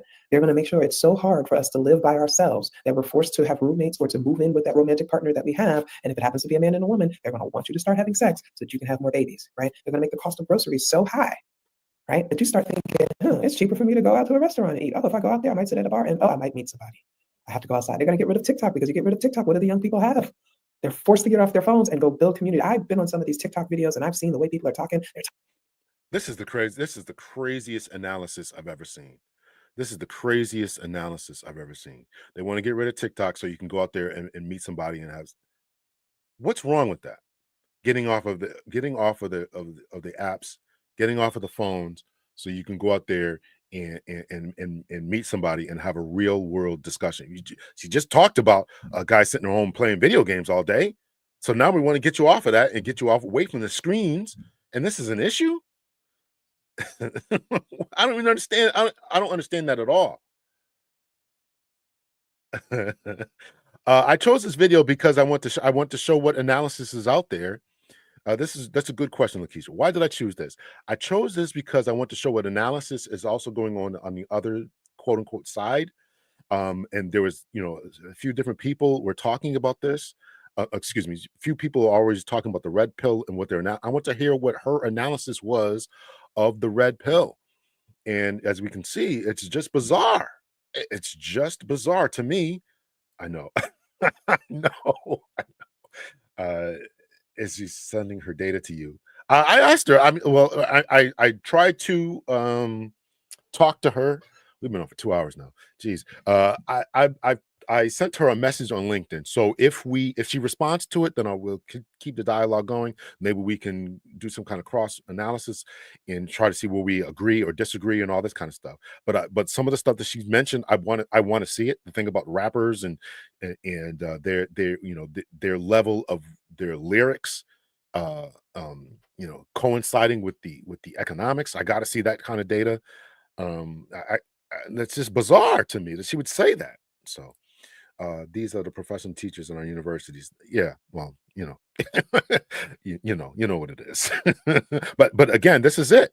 And that's why the first thing, totally awesome. The first thing that I played was the analysis of the lady, and go back and watch the beginning of that if you haven't catch it, because that's important. That's why I'm linking this to, because this is what's going on in universities. This is their analysis of the red pill movement. This is their analysis of the red pill movement. So she also said about the, why women are or don't call you back and ghosting you and all. Okay, where's the data for that? Just your anecdotal sitting around with a box of wine with your girlfriends talking about it, or is there real data about that? So because there's real data about men being finessed for money, for food dates. All right, let's continue on. Talking like they're longtime cousins and friends. Like they've known each other for years. They have built community on TikTok. You get rid of TikTok, what you gonna do to young people? Now you got to force them to go outside. It is all completely social engineering, absolutely, from our text code to how they control the social media. And I need people to see this, right? So as they are trying to force people together, they're convincing, these young men that it's not their fault that women don't want to be with them. It's not their fault that they're lonely. It's the women's fault. And what happens when you start blaming women like that? We start seeing more repressive laws against women. We start seeing more violence against women, physical assault, domestic and intimate partner violence. We start seeing more sexual assault of women, right? Because these men are being convinced that women are withholding this thing. Now, this is I got to see the data behind this. She said, and rewinded, that when they start doing these types of things, that there's abuse, the abuse goes up, intimate partner violence goes up, and assaults go up. That's what she said. Now, I want to see the data behind this. I want to see the data behind this.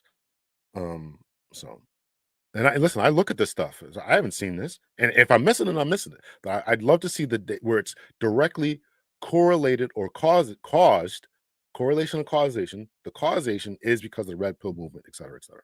So I know that they've talked about it, but I want to actually see it. And in fact, there was an article that was written. It's called something like "Why Isn't There More Abuse?" I have it somewhere on my computer. Maybe one day I'll read that. Why isn't there more abuse in the red pill movement or something like that? More mass shootings or something like that.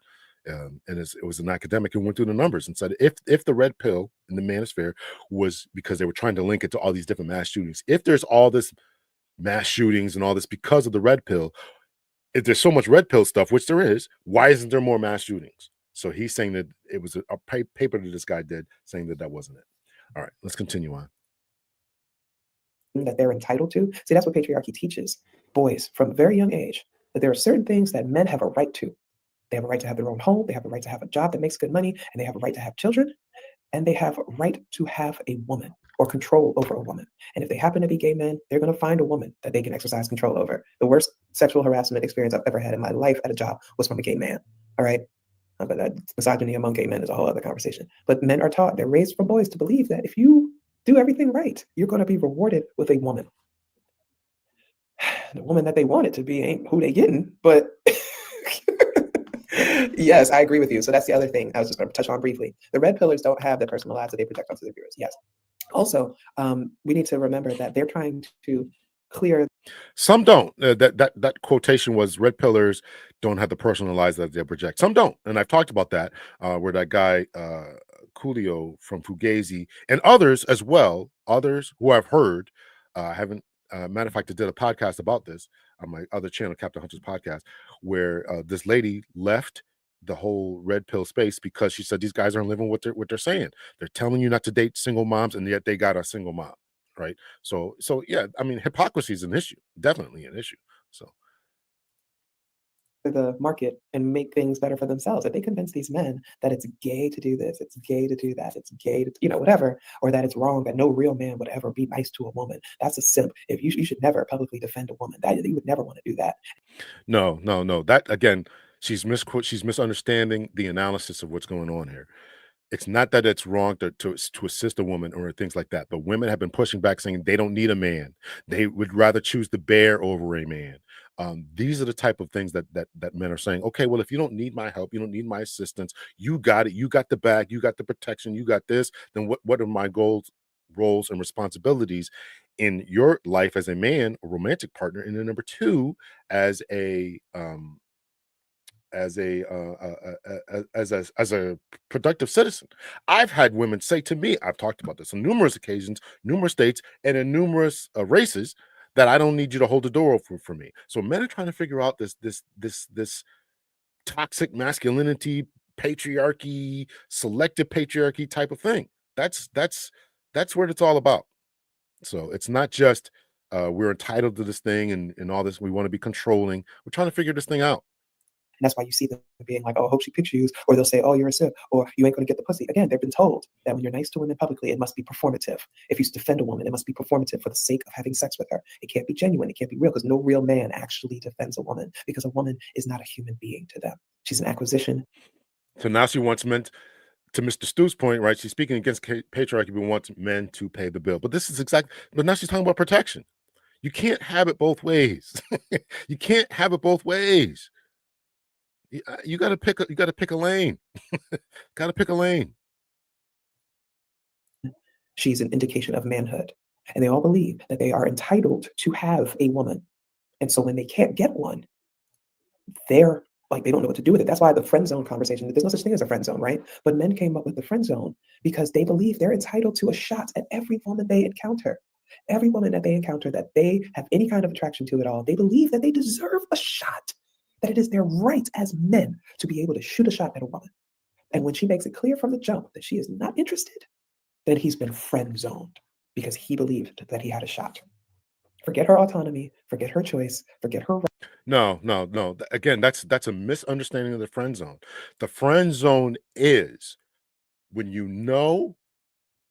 when the woman knows that the man has a romantic interest in her, and yet she plays along with it, accepts the coffee dates, accepts the expensive dates, accepts him coming over, hanging TVs, painting, moving furniture, laying rugs, fixing sheetrock, changing oil in the car, accepting all these type of boyfriend type of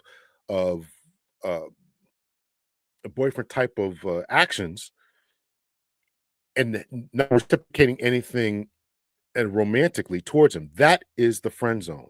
It's okay to be a friend, to be friends or friendly with a woman, but it's not okay to be in a friend zone, because I have romantic interest in you. And if I'm giving my time, my attention, my energy, I'm fixing sheetrock, I'm walking your dogs, I'm doing whatever, fixing, you call me up at 2 o'clock in the morning to come fix your flat, I'm getting out of bed doing that, and I don't get any romantic interest in that, no, then you shouldn't do that.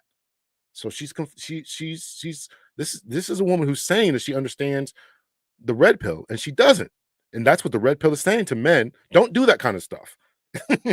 If you want a romantic interest in a woman, that is your intention, then don't do those type of things. But if this is a coworker and she don't have nobody else, and you're a guy, she's a girl, is your coworker, and she's really just a friend of yours, and she calls you up at 1 o'clock in the morning because she's stuck, stranded, or whatever. Listen, brother, go pick her up. Right? Be a friend, be a human being, but don't continue to show her the type of romantic interest, and you're not being reciprocated for that. And the friend zone, again, is in the woman's, it's in both minds, but it's in the woman's mind. I'm going to use this person for the protection and the provision, right? I talked about ladies wanting to go on, they want, here, go with me on vacation. Okay, what am I getting on the vacation? I'm your pit bull. I'm your protection, your bodyguard, and I'm not getting paid for that. Men shouldn't do that. So here we go. Right to not like you, not be attracted to you. She becomes the problem. She becomes the issue because she decided to thwart his plans. You notice men never talk about being put in the friend zone by women they don't find attractive, even though the women's behaviors are exactly the same. Right? So, right, what man would ever give bad advice to other men to lower the list of competitors besides you? Shut up. But no, that's the truth, is that these men are out here. They are pushing these men further and further into their dark holes. They are getting these men off the market. They're telling these men, women are bad, don't bother with them, because those men are then coming in. So you're offering her a coffee date. That man is offering her a 5-course meal. Please understand this. Please understand, okay? Those men are going home to women, or they're going out with women who run the relationship, okay? They're coming on here telling you not to do X, Y, and Z. And then they turn off that microphone and they're going home and they're cleaning the kitchen and they're waiting for her to get home. And if she wants to have sex, they need to be ready. Please understand this, okay? Like, it's ridiculous. But anyway, I just wanted to address that real quick. Real quick, it's 50 minutes, so whatever. Thank you all for coming in. If you missed any part of this, it will be available on my YouTube channel. You can go back and watch it, youtube.com/Feminista Jones. If you click the live button, you'll be able to see it. Subscribe to my channel. Hit the like button on this video. I really appreciate you all. As always, if you ever feel like making donations, fine. If not, whatever. Share this with people. Like, let people know, like, this is like some real shit. Like, please stop falling for it. And this is more for the women. Like, every time you say I go on a coffee date for my safety, I really just I want you to interrogate why that is a thing for you. If you're talking about safety, why aren't you vetting these people before you meet them? If it's about safety, if it's about safety and comfort, why aren't you getting a better feel for people by way of the phone or video chat or something before you're going out with them? If it's about you saying that it's easier to leave a coffee date, every single date you are on is easy to leave. All you have to do is say, excuse me, I'm not having a good time. I'm actually going to go home. It was nice to meet you. I hope that you have a great rest of your day. Just go home. Just go home. You can tell by his reaction whether or not, you see how he flies off the handle and maybe he doesn't, whatever. You can leave. If he tries to run after you and grab you, that's assault. Like, you can leave, okay? There's a lot of people who do not have social gumption.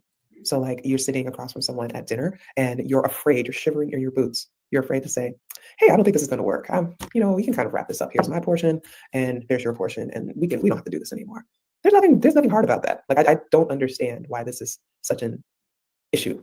Like, yeah, like, and you can lie to them. You don't have to tell the truth. Like, you're not going to see this person ever again. So just say, you know what, I don't feel very well, whatever, right? Y'all don't do the thing with your friends where you have your friends send you a text message like a half hour in to give you an excuse if you need it.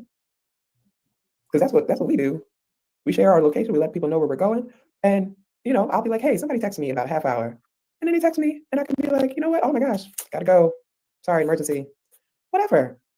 You don't have to endure that. And I guess that's the part that like kind of throws me off is I don't understand how many grown adults are walking around that don't know how to get up and leave an uncomfortable situation. Well, I agree with that, and she's going to mention this in a minute here about men who are, monstrous and violent. And I've had ladies tell me that on dates, not at me, but they were like, basically, I'm glad you turned out to be a good guy and all this kind of stuff. But a lot of times, women are just afraid. So, and I think that's valid. I don't have a problem with that. Listen, you should share your location. You should tell people to text you and see how the date is going, this, that, and the other, take pictures of license plates and all this kind of stuff, tell them where you're going and all this kind of stuff, right? So you can be safe, take your own Uber there so you don't got to be obligated. Oh yeah, I don't have an issue with any of that. Dr. L, men are not innocent, women are going out on these coffee dates with men, and the men know how they are not attracted to women and doesn't want a relationship, but try to sleep with these women. So it's, again, there's a vetting process that has to be done on the woman's side as well to say what it is that you want, and you should be listening to your own internal vibes and vibe checks and internal clocks and body language and all this kind of stuff.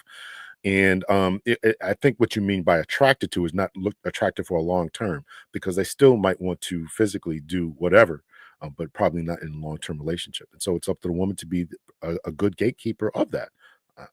Absolutely. Why is the coffee date so offensive to these sisters? I was given the coffee date idea by some married white folks. Everybody goes on coffee dates. Well, if you listened to earlier in the show, she said that we black men were not doing that to white women. So, All right, we're gonna finish this. Again, I'm also a fire sign. I'm a dual fire sign. So I don't give a fuck. Fuck you and your feelings. I don't like you. Like, we talked and we chatted and all that stuff, and then I'm around you and I realize that your entire body stinks. I'm actually not going to sit down at this dinner with you. And I wouldn't have sat with coffee with you either. Like, come on. Like, it's not. But that's the point. But that's exactly the point. You get to some place and now you figure out that you're not attracted to someone. Okay, so now, I mean, how long does that take? If I meet you for dinner at an expensive restaurant and we sit and we should have drinks first, or we walk straight into the restaurant. I mean, her analysis here is just not fitting the bill here. This is why men want to do the coffee dates first. Is I like your vibe. I like the way you smell. You can check me out the way I smell and vibe and whatever else that people are looking for. You can check each other's fire signs and what's your zodiac sign, and you can ask all those kind of questions. You can ask them all on a simple coffee date where you don't have to get all dressed up.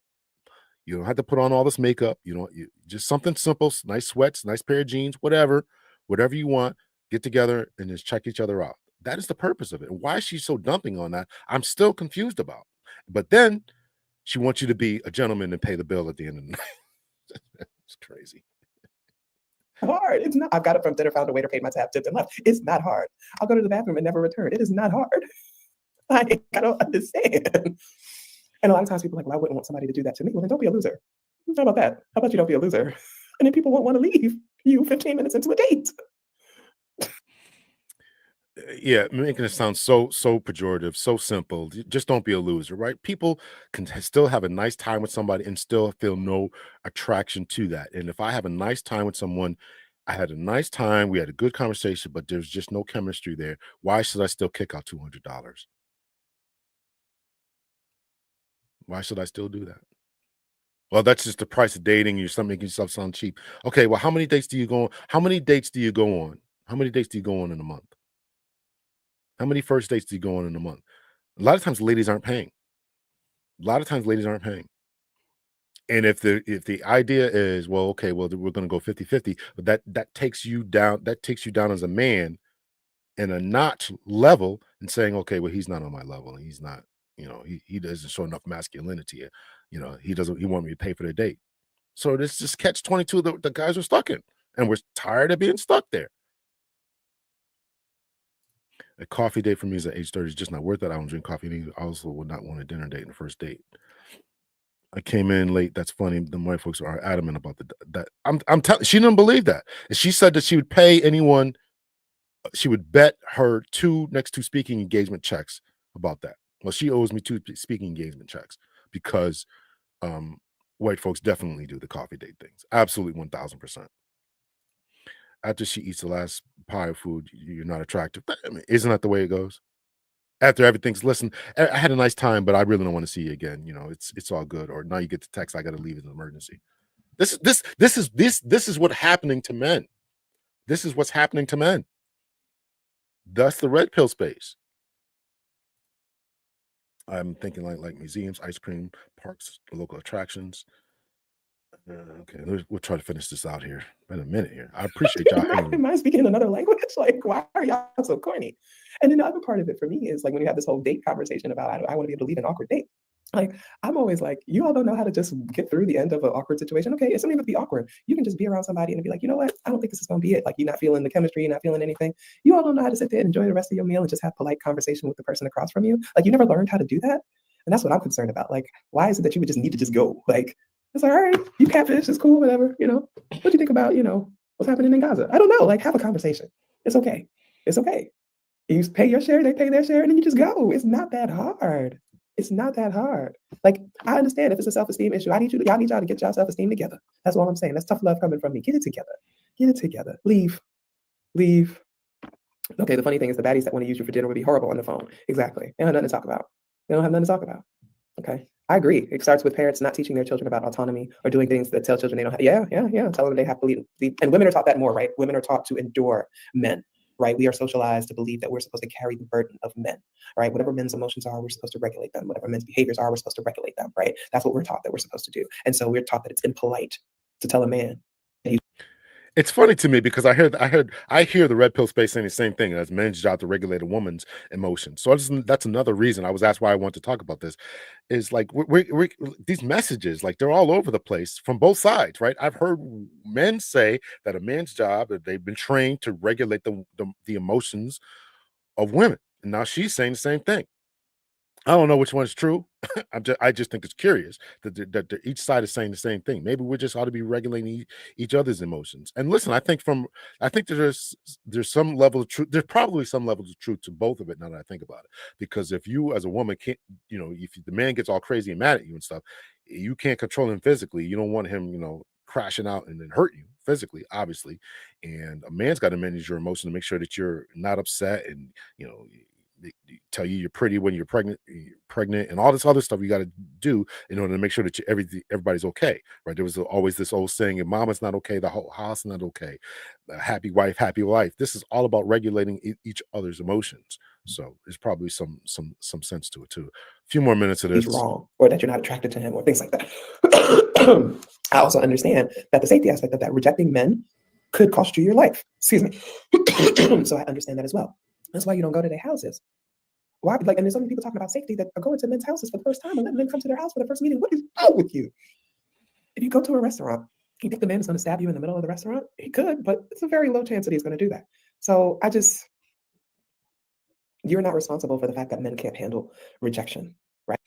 All right, I'm going to leave it up there. There's only like a couple of minutes here. We've been on here for 2 hours and almost 23 minutes. I really appreciate y'all rocking with me. I really, really appreciate it. And I thank you all for keeping the conversation going in the chat. So the reason I did this for the final time is because I think that we're getting these different messages about what's going on. This is an academic who is seeing something that I am not seeing. She's quoted some things or said some things that I just haven't seen in the literature about music and about the reason the women are doing whatever they're doing, and the rates of violence going up because of the red pill movement. I've seen the exact opposite literature, and I'd be glad to do shows about those and send people the literature about that I've read. I'd love to see some other stuff, and whatever she quoted, she's talked about 10 years ago about the correlation between the lyrics and rap music in particular, did she say hip hop? Between that and the economy, those are all interesting points, and I'd love to see her proof of that, and not just anecdotal. Or this is a song that was made in 1990, and here's what the economy was doing. It's deeper than that. I'm hoping that she is more academic than that. So that was the reason I wanted to do it, because I just think it was curious to see another analysis of the red pill movement. And again, let me just finish this off with saying my analysis of the red pill movement is that it can be helpful. I believe it should be professionalized. You should have people who are very, very smart talking about this type of thing. Are there too many microphones out there, too many podcasts? Probably. A lot of people are talking nonsense, a lot of hypocrites out there who are not living the lives that they need to live, or say that they're living. What else? What else did I want to do this for? Just to give an analysis of it. I just disagree with a lot of what she said. We have a very, very different view of about what life is going on for in the dating world, and I don't think that she really adequately displayed the accurate.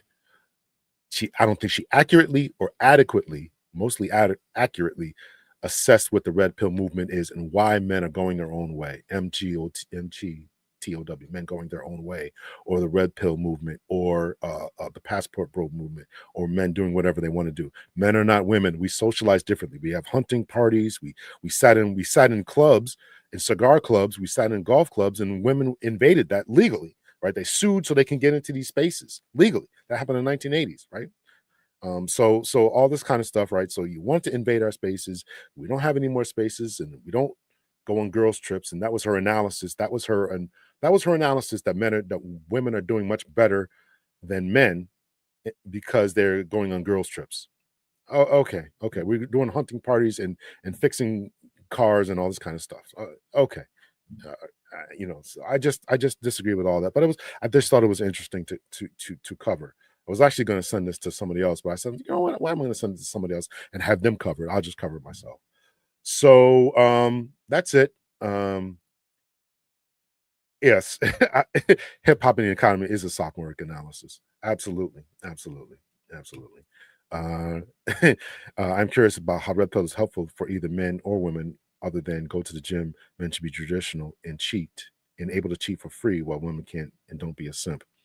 So I think that though that is a pejorative way of looking at it. Going to the gym is about getting your life together. One of the things that the red pill is telling people is to get your life together. Yes, you should go to the gym. Most women want a traditional man, even if you say that you want to work and provide. You still want a man who's making more than you. I don't know about you in particular, advisory, but most women want that. They want a strong man who's masculine, who believes in traditional values, who's a family man, who's faithful, and all that kind of stuff, and be able to cheat for free while women can't, and don't be a simp. Well, they shouldn't simp out. Yeah. You don't want, again, you want a masculine man who's presenting some energy, some dominance, some leadership, and some control. Almost every woman on the planet will say they want that in some way, shape, form, or fashion.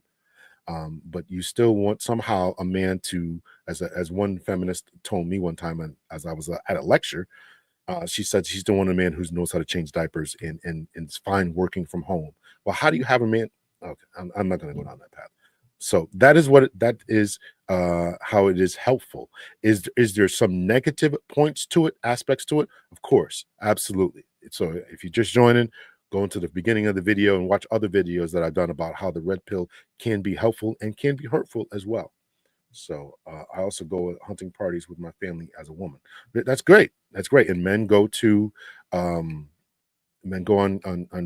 trips and vacations and stuff as well, as Dr. T in this video has stated. So we're all doing it, and the point is about socialization. So women are in these gyms with short tights, and you can see their okay. So the issue with that is that, again, women started creating their own places because they didn't want to be gawked at by the men. They created their own gyms, and next thing you know, they don't want to go to the women's gyms anymore. They want to go to the gyms with the men. So just be honest about it. That's the issue. Just be honest about it. So uh I believe the red pill can be positive. Yeah, it definitely can be as well. It definitely, if you're telling men to get themselves together, to watch their seed, don't spread it all around the place, get into the gym, eat right, exercise, educate yourself, not just formal education with degrees, but learning how to fix things around your house, or to drive trucks, or go into HVAC, or pick up a trade. All of that is educating yourself, right? And I also believe in being well read. Watch educational podcasts, uh, um, get audio books. Not always about reading, right? If you have those difficulties, but audio books, audio podcasts, audio books, all that kind of stuff is education. So when she does ask you, as she said, about what you think about is going on in Gaza, you have an intelligent answer to give her, right? And so you can also start a conversation. They sued women's. Well, I'm not aware of that, but I'm not aware of that advisory. But if they sued it, it's because women sued in the 1980s to be able to get into cigar bars and men's only clubs. I grew up in the boys' club. There was a boys' club and a girls' club in the city that I grew up in. It wasn't just me, but I think the case was in California, where women sued uh, whatever club it was, in order to stop the advance of men's only spaces. And so the boys club that I grew up in, where there was a girls club that they could go into, there was a YMCA and a YWCA. They all sued, and they wanted to combine because they wanted to be in men's spaces. That's so if they sued recently, which I'm not aware of, but I'll take your word for it. If they sued recently, it's because women were suing to get into men's spaces.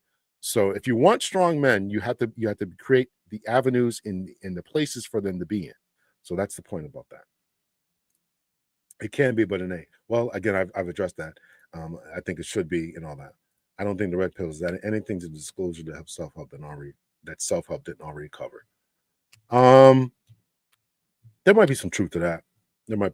But you continue to need to hear it. I mean, a self-help book written from 1980 needs to be updated. And so the self-help books that are out there are not addressing the things that we've covered in this video. I don't know how long you've been here, but they have not addressed the things that have already been here, not being taken advantage of in the courts, not being taken advantage of on food dates, not all that type of stuff is all brand new information. So men need to get to that. Women sued the New York Sports Club of Manhattan to get access to. Yeah, and there was a big case. I want to say it's the Unrun case, UNHUN or something like that, UNRUN, something like that, in California. So yeah, it was all lawsuits. Yeah, red pill gave us insight of mindset. Always say men did something because women did something. Yeah, you know me by now, Kim. That's my go-to, right?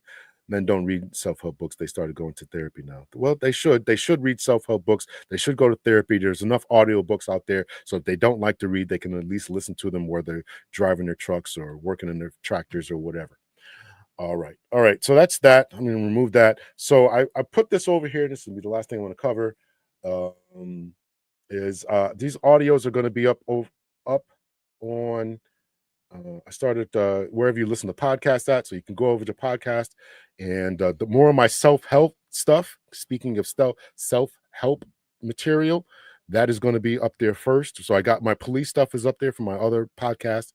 It was called Captain Hunter's podcast. I changed it to Dr. L's podcast, and it's all, so you can go up there and listen to me talk about policing stuff, and then more self-help stuff every Tuesday and Thursday. Is dropping a new episode. Today's Tuesday, so there's like 2 episodes in there about self-help stuff. It's all stuff that I've covered before, so you guys can go up there and listen. And to any new audio listeners, because there's still people out there who just listen to audio, and so you can go up there and listen to that. So wherever you listen to podcasts, it's also on Apple Music as well. All right. And listen, if y'all want to buy me some lunch, I was up here for 2.5 hours y'all want to buy me some lunch, y'all can buy me some lunch. So, let's see. Comments. We read some comments. I agree that it's helpful for that reason. I'm glad women have access to it. Yeah. Both genders, on average, fall short of basic attractiveness, and academics are too short-sighted to analyze this property. That is a good word, my soap, because I talked to, and I don't mean this pejoratively towards any academic who's ever going to listen to me, but I've talked to academics, particularly sociologists and stuff. They are not paying attention to the red pill, manosphere, pink pill space, women's issues, men's issues. They're not doing it. They're not doing it. They're not doing it.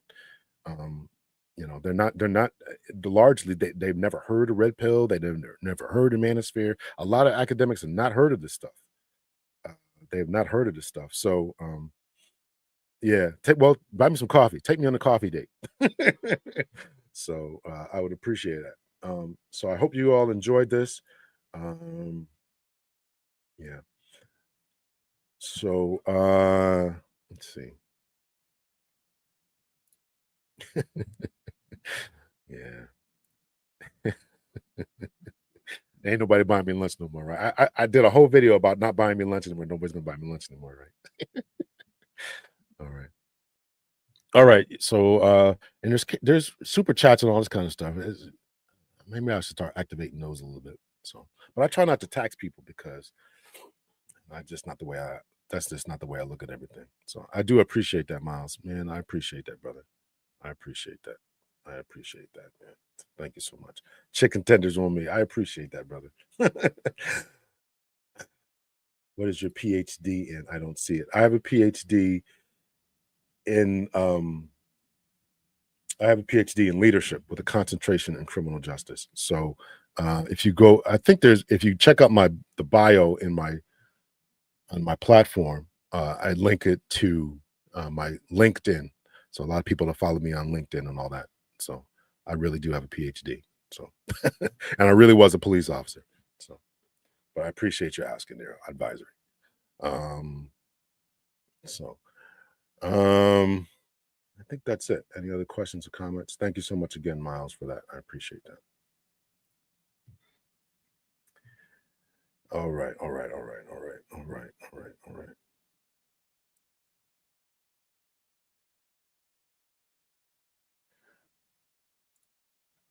I appreciate you saying that, advisory.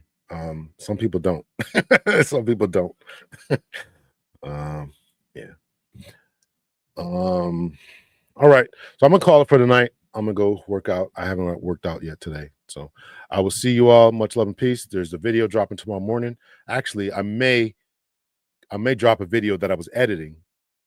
I was editing a video and I said, let me do this video. So I may drop that video instead and push the other one back. So a healthy person looking at me. Yeah. Appreciate you. Appreciate that, Rhonda. I would listen. Yeah, it wasn't cheap. It wasn't cheap. It wasn't cheap. I took out, listen, I had a great, people, often talk about the police work and all this kind of stuff. I had a good job and I enjoyed my time with the police department. It paid for my house, paid for my kids' education, and fed me and all that kind of stuff. And I put enough money away to go to the 401k and stuff.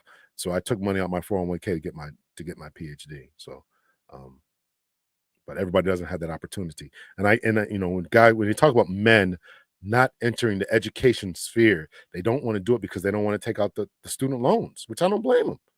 I would not, if I didn't have that, if I didn't have the job that I had, and my job when I was working, it gave us a 75% reimbursement.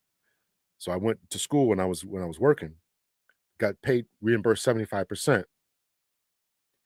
And then when I left the police department, that's when I got my PhD, but I took money out of my own 401k to pay for it. But if I didn't have those two avenues, I probably would not have gone to school. And that's why a lot of guys don't want to go. I mean, that's the issue. That's really the issue, right? I mean, well, there's also the school issue as well. Are schools geared towards men and women? That's another conversation. But that's another reason why they don't want to go. So, yeah.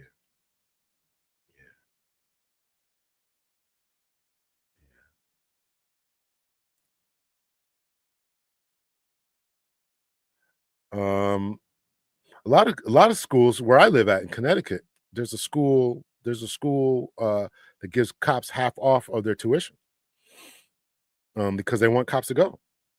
You know, if you take if you study criminal justice, you know, because there's all this different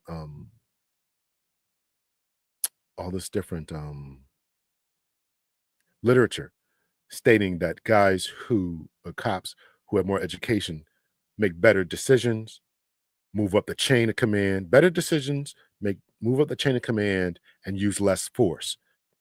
So why not give your cops degrees? You know? So, but a lot of men use finance as an excuse not to even get a bachelor's, associate's degree in community college. I went for free for a scholarship and later grants. Are those grants and scholarships available to men? Number one, that would be the question that I would ask. And I've looked for this, and a lot of them are for women in particular. Bachelor's degrees are not cheap. Bachelor's degrees are not cheap. I paid for my daughter's community college. She got her associates. That was 100% on me. But a bachelor's degrees are not cheap. So, you know, I'm just saying. I feel like a lot of people don't even look for grants or aid companies who would pay for higher education. Well, that may be true too. That may be true, or trade. I think trades ought to come back to the high schools. I would push for that. 100% push for trades coming back to the high schools. I think you ought to be able to walk out of high school with an electrician's apprenticeship or certificate or license, whatever the terminology is, in every other thing, you know. So academic scholarships in plenty of community colleges funnels you into university bachelors for much cheaper. Yeah. 3K is nothing. The 3K is nothing. 3K is nothing. So listen, I got a 75% reimbursement and I still had student loans to pay back, but I was working, so it wasn't anything, you know. But, you know, so you also got to watch these schools you go to too. So, you know, and proximity is another thing. Proximity is another thing. You know, if you're working,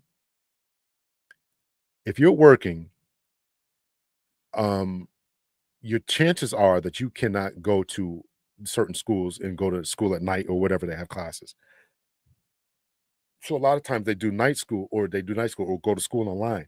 But schools online are very expensive. Very expensive. So you got to watch that. You got to watch that, you know. So all right, brother. Thank you so much. Some people don't know about funding for colleges. Yeah, I don't. You know, that's something I want to do one day, and I don't know that much about it myself. Again, I was getting my own reimbursement from the PD, but yeah, yeah. There's some schools now where I live at now. If you're a junior or senior, you can go to certain colleges, and when you graduate with your high school diploma, already have an associate's degree. So that is definitely a thing. Mine were forgiven. I'm sure the people in Thailand heard me scream. Yeah. Trades are back in high school in India, and I work one. Great. I mean, that's great. That's something on to come. Yeah, that's definitely something that'll come up. All right, listen, I gotta go. He's got to cook. I haven't worked out today, and I will see you all. Much love and peace. Thank you all for checking it out. Make sure that you hit the like button. Please hit the like button. Hit the like button, and all that kind of stuff. I will see you guys. Take care. Much love and peace.